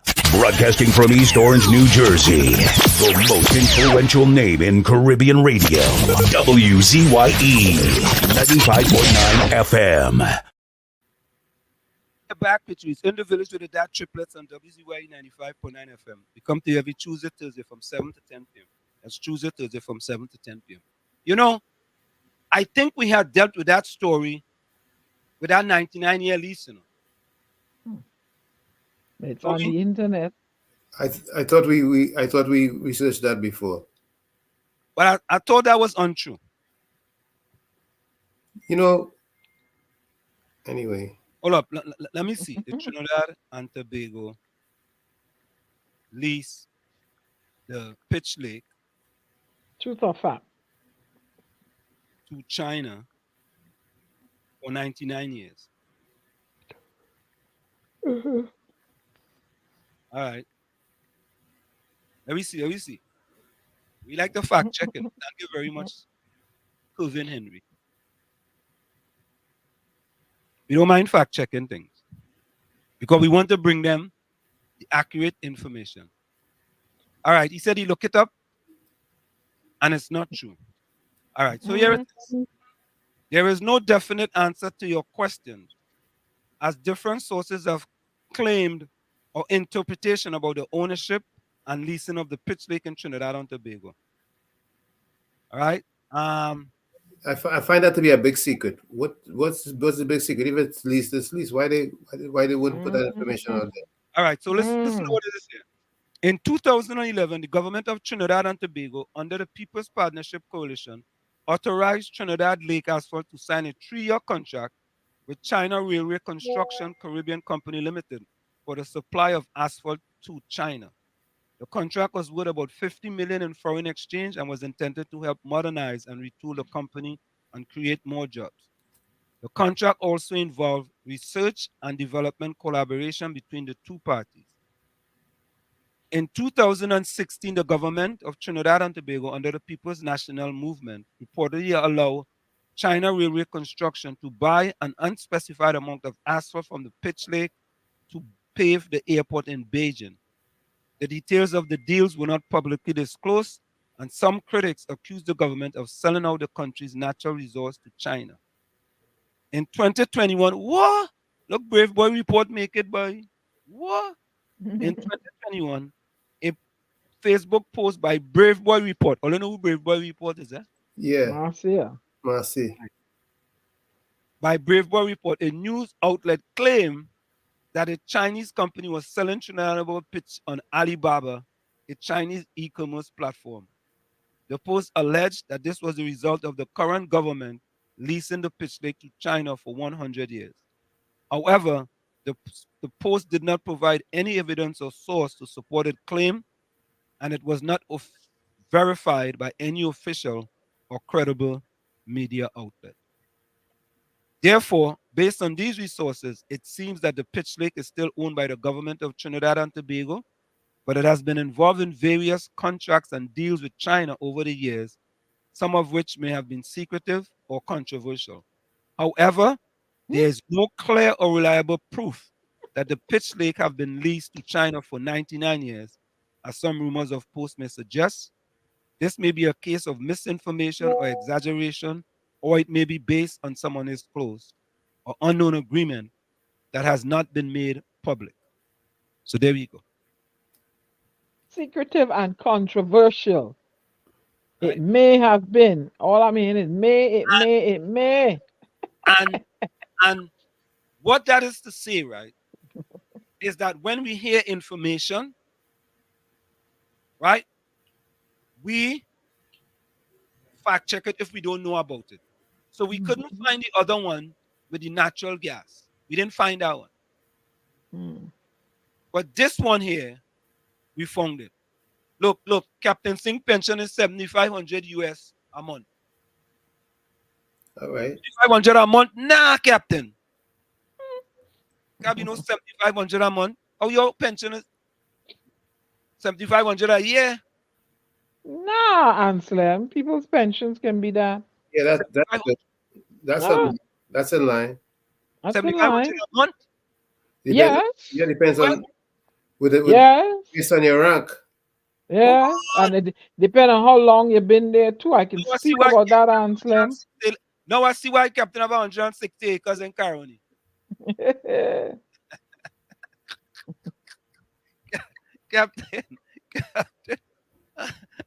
Captain said only made 67 a nice payment, and I want my money.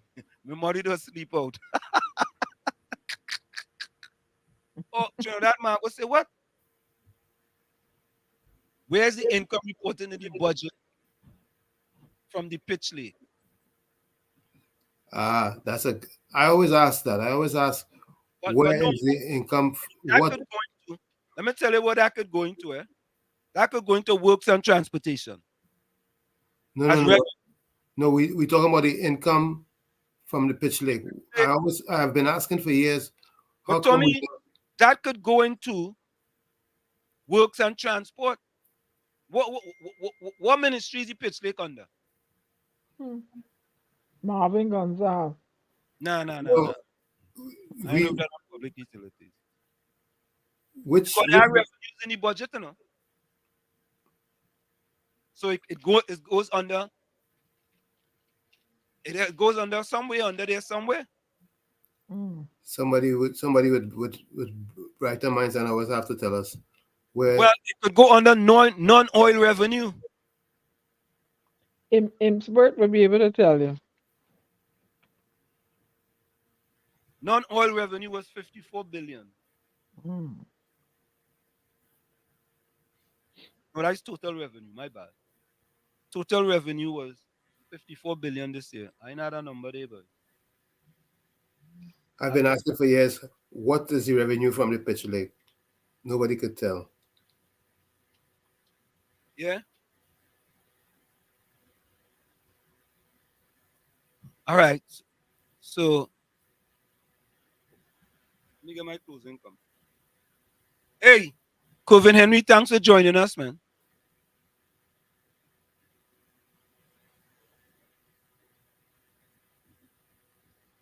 Hey, we had more than 4 followers. Coven, we had more than 4 followers tonight, more than 4 viewers tonight. Let me know now. Oh no. Oh God. I like them too bad. I like them. Yep. Yeah.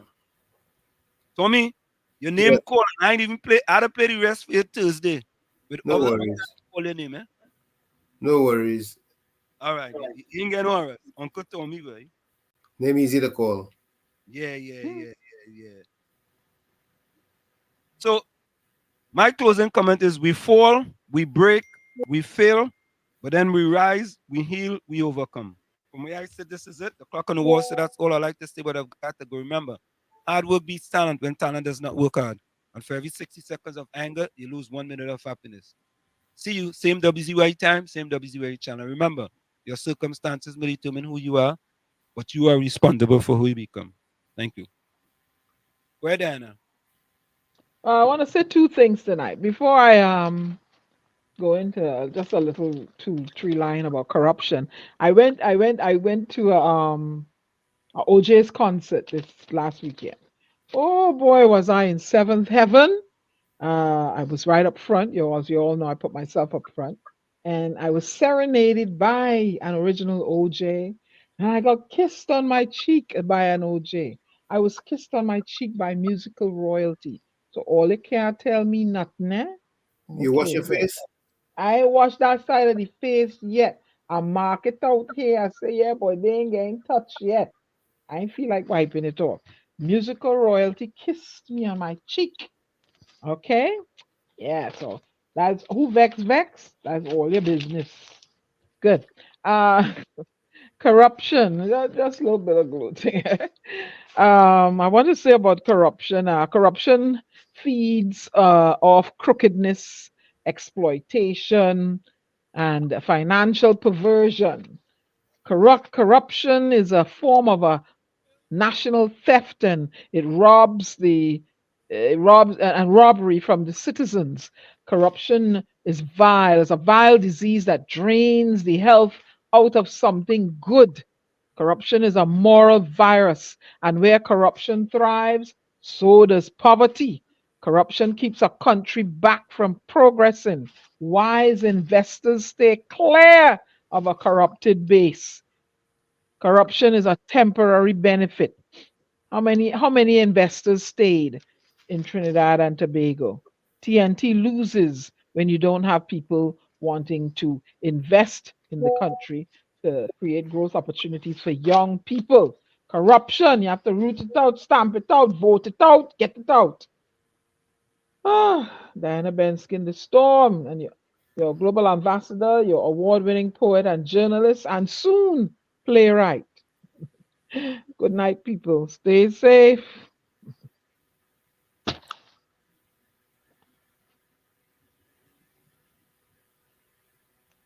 Okay. I think it's my turn. Yeah, Tommy, go ahead. Tonight I quote John Lewis. I don't know if any of you remember who John Lewis was or is. He said, "Do not get lost in a sea of despair. Be hopeful, be optimistic." He says, "Our struggle is not the struggle of a day, of a week, of a month, or a year. It's the struggle of a lifetime. Never be afraid to make some noise and get good trouble, necessary trouble." Those are the words of John Lewis. Like I say every time, never look down on a person unless you're giving them a hand up. Love you all. It's been a pleasure being here in the village with you. See you at the next session. Till then, be safe. Good night. Thank you, Tommy. Um, Captain Singh say, Walls. All right, Captain. I will get my attorney to do a freedom of information. A freedom of information search. Walls, do a freedom of information for the information. I go see. And I hope you ain't taking no pension from Trinidad, I think, Captain. If you're taking a pension from, you gotta pay back every penny you But take. answer him if he's entitled to it. He's supposed to get if he paid into it. We No, may be taking it. you only pay 67 into NIS, 67 payments into NIS. There's a minimum that he could get, not the gross So maximum. just get a lump sum and that is it. Well, good. So if he's entitled to that, and I want my lump sum too, I sure I pay more than he, more NIS payments than him. I want my lump sum too. Whether it's Captain, whether it's Capiza, whether it's Aju. I want my lump sum too. I pay into it. How Is they the gonna pennies way? Well, how do you mean how they gonna know? No, which How you one mean is how they? What? five of them? Five of he? It's 5A? Oh, they're going to know who I am because I have my national registration number. I work and pay taxes there. I know that. I used to prepare the payroll at Metal Box. I know that. I don't feel Captain work in Trinidad. I don't feel so. I work and pay taxes in Trinidad and Tobago. I'm entitled to services. So Rose closing comments. Rose says, closing comments. As Christmas draws closer in Trinidad, the nights are getting dark earlier. Also, the excitement is on. Everyone is cleaning up their place in readiness for Christmas.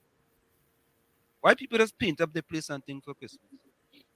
Give it a, I don't know. You're maintaining your capital and investment. I did some painting in mine. Yeah, I painted the trims and stuff. Yeah, my house put away for Christmas already anyway. So I done.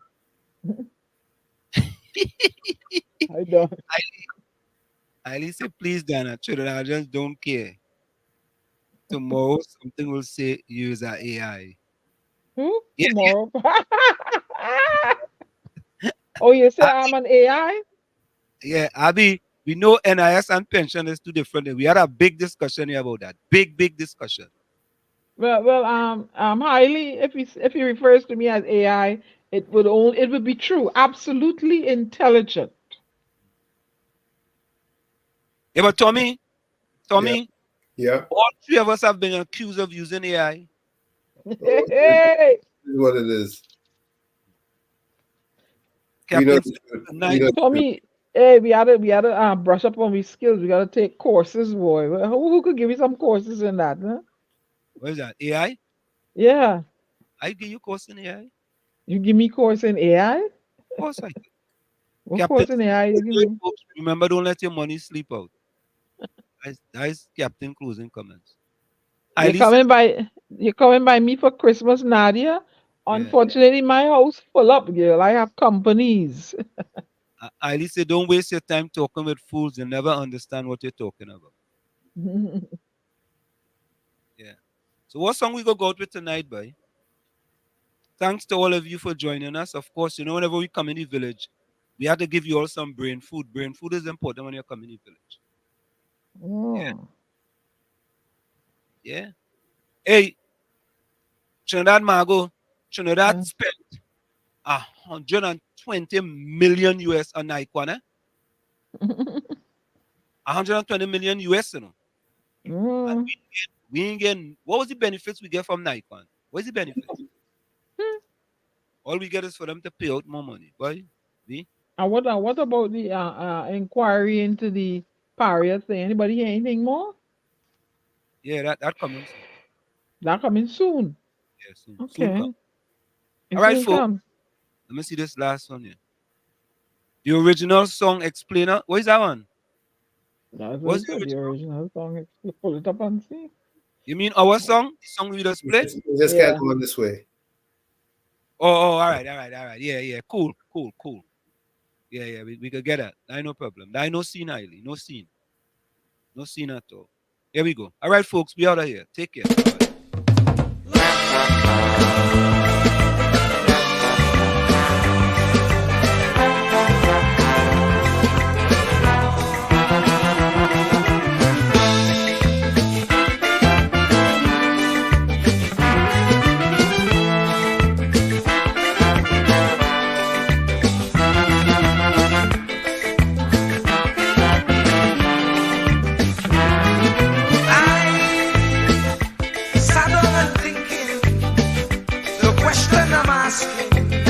Is Pharaoh still existing?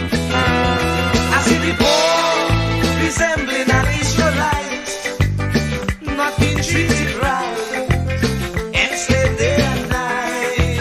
Oh, we just can't go on this way. We just can't go on this way. Please deliver us today. We just can't go on this way. We like the Israelites still in pain. We just can't go on this way. So send us another Moses again. We just can't go on this way. Oh, oh, oh, oh, oh.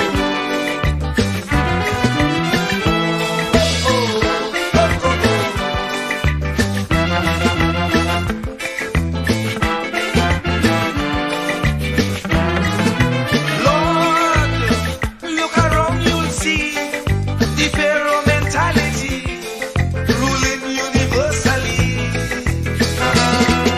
Leaders promoting their ego, being a modern Pharaoh, tyrannies they manifesto.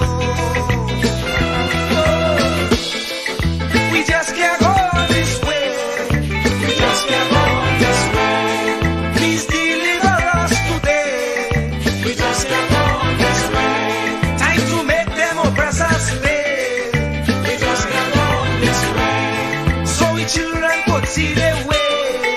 We just can't go on this way. Oh, oh, oh, oh, oh. No, no, no, no.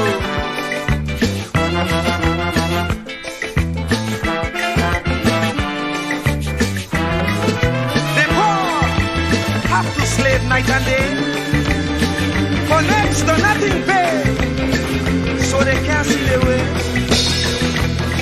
We don't enjoy equal facility like Pharaoh and company. Brainwashing we say we free. We just can't go on this way. We just can't go on this way. Please deliver us today. We just can't go on this way. Time to make them oppressors pay. We just can't go on this way. So the children could see their way. We just can't go on this way. Oh, oh, oh, oh, oh.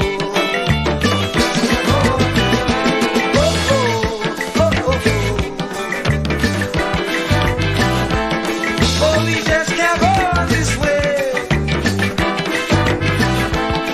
Please deliver us today. We just can't go on this way. We just can't go on. We just can't go on this way. No, we just can't go on.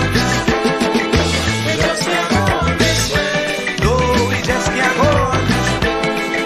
We just can't go on this way. No, we just can't go on. Oh Lord, why Lord must we suffer like this? You said that you will take care of the poor, just like you did in Egypt. When Pharaoh had the Israelites in bondage, you delivered them. But here again, we are in the same khaki pants.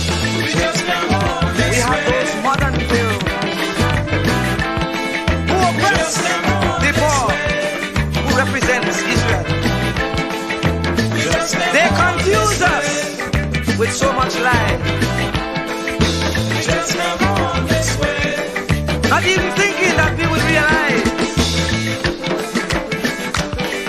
criticized. We could be ostracized. We don't know who to trust. That's why I say, Lord,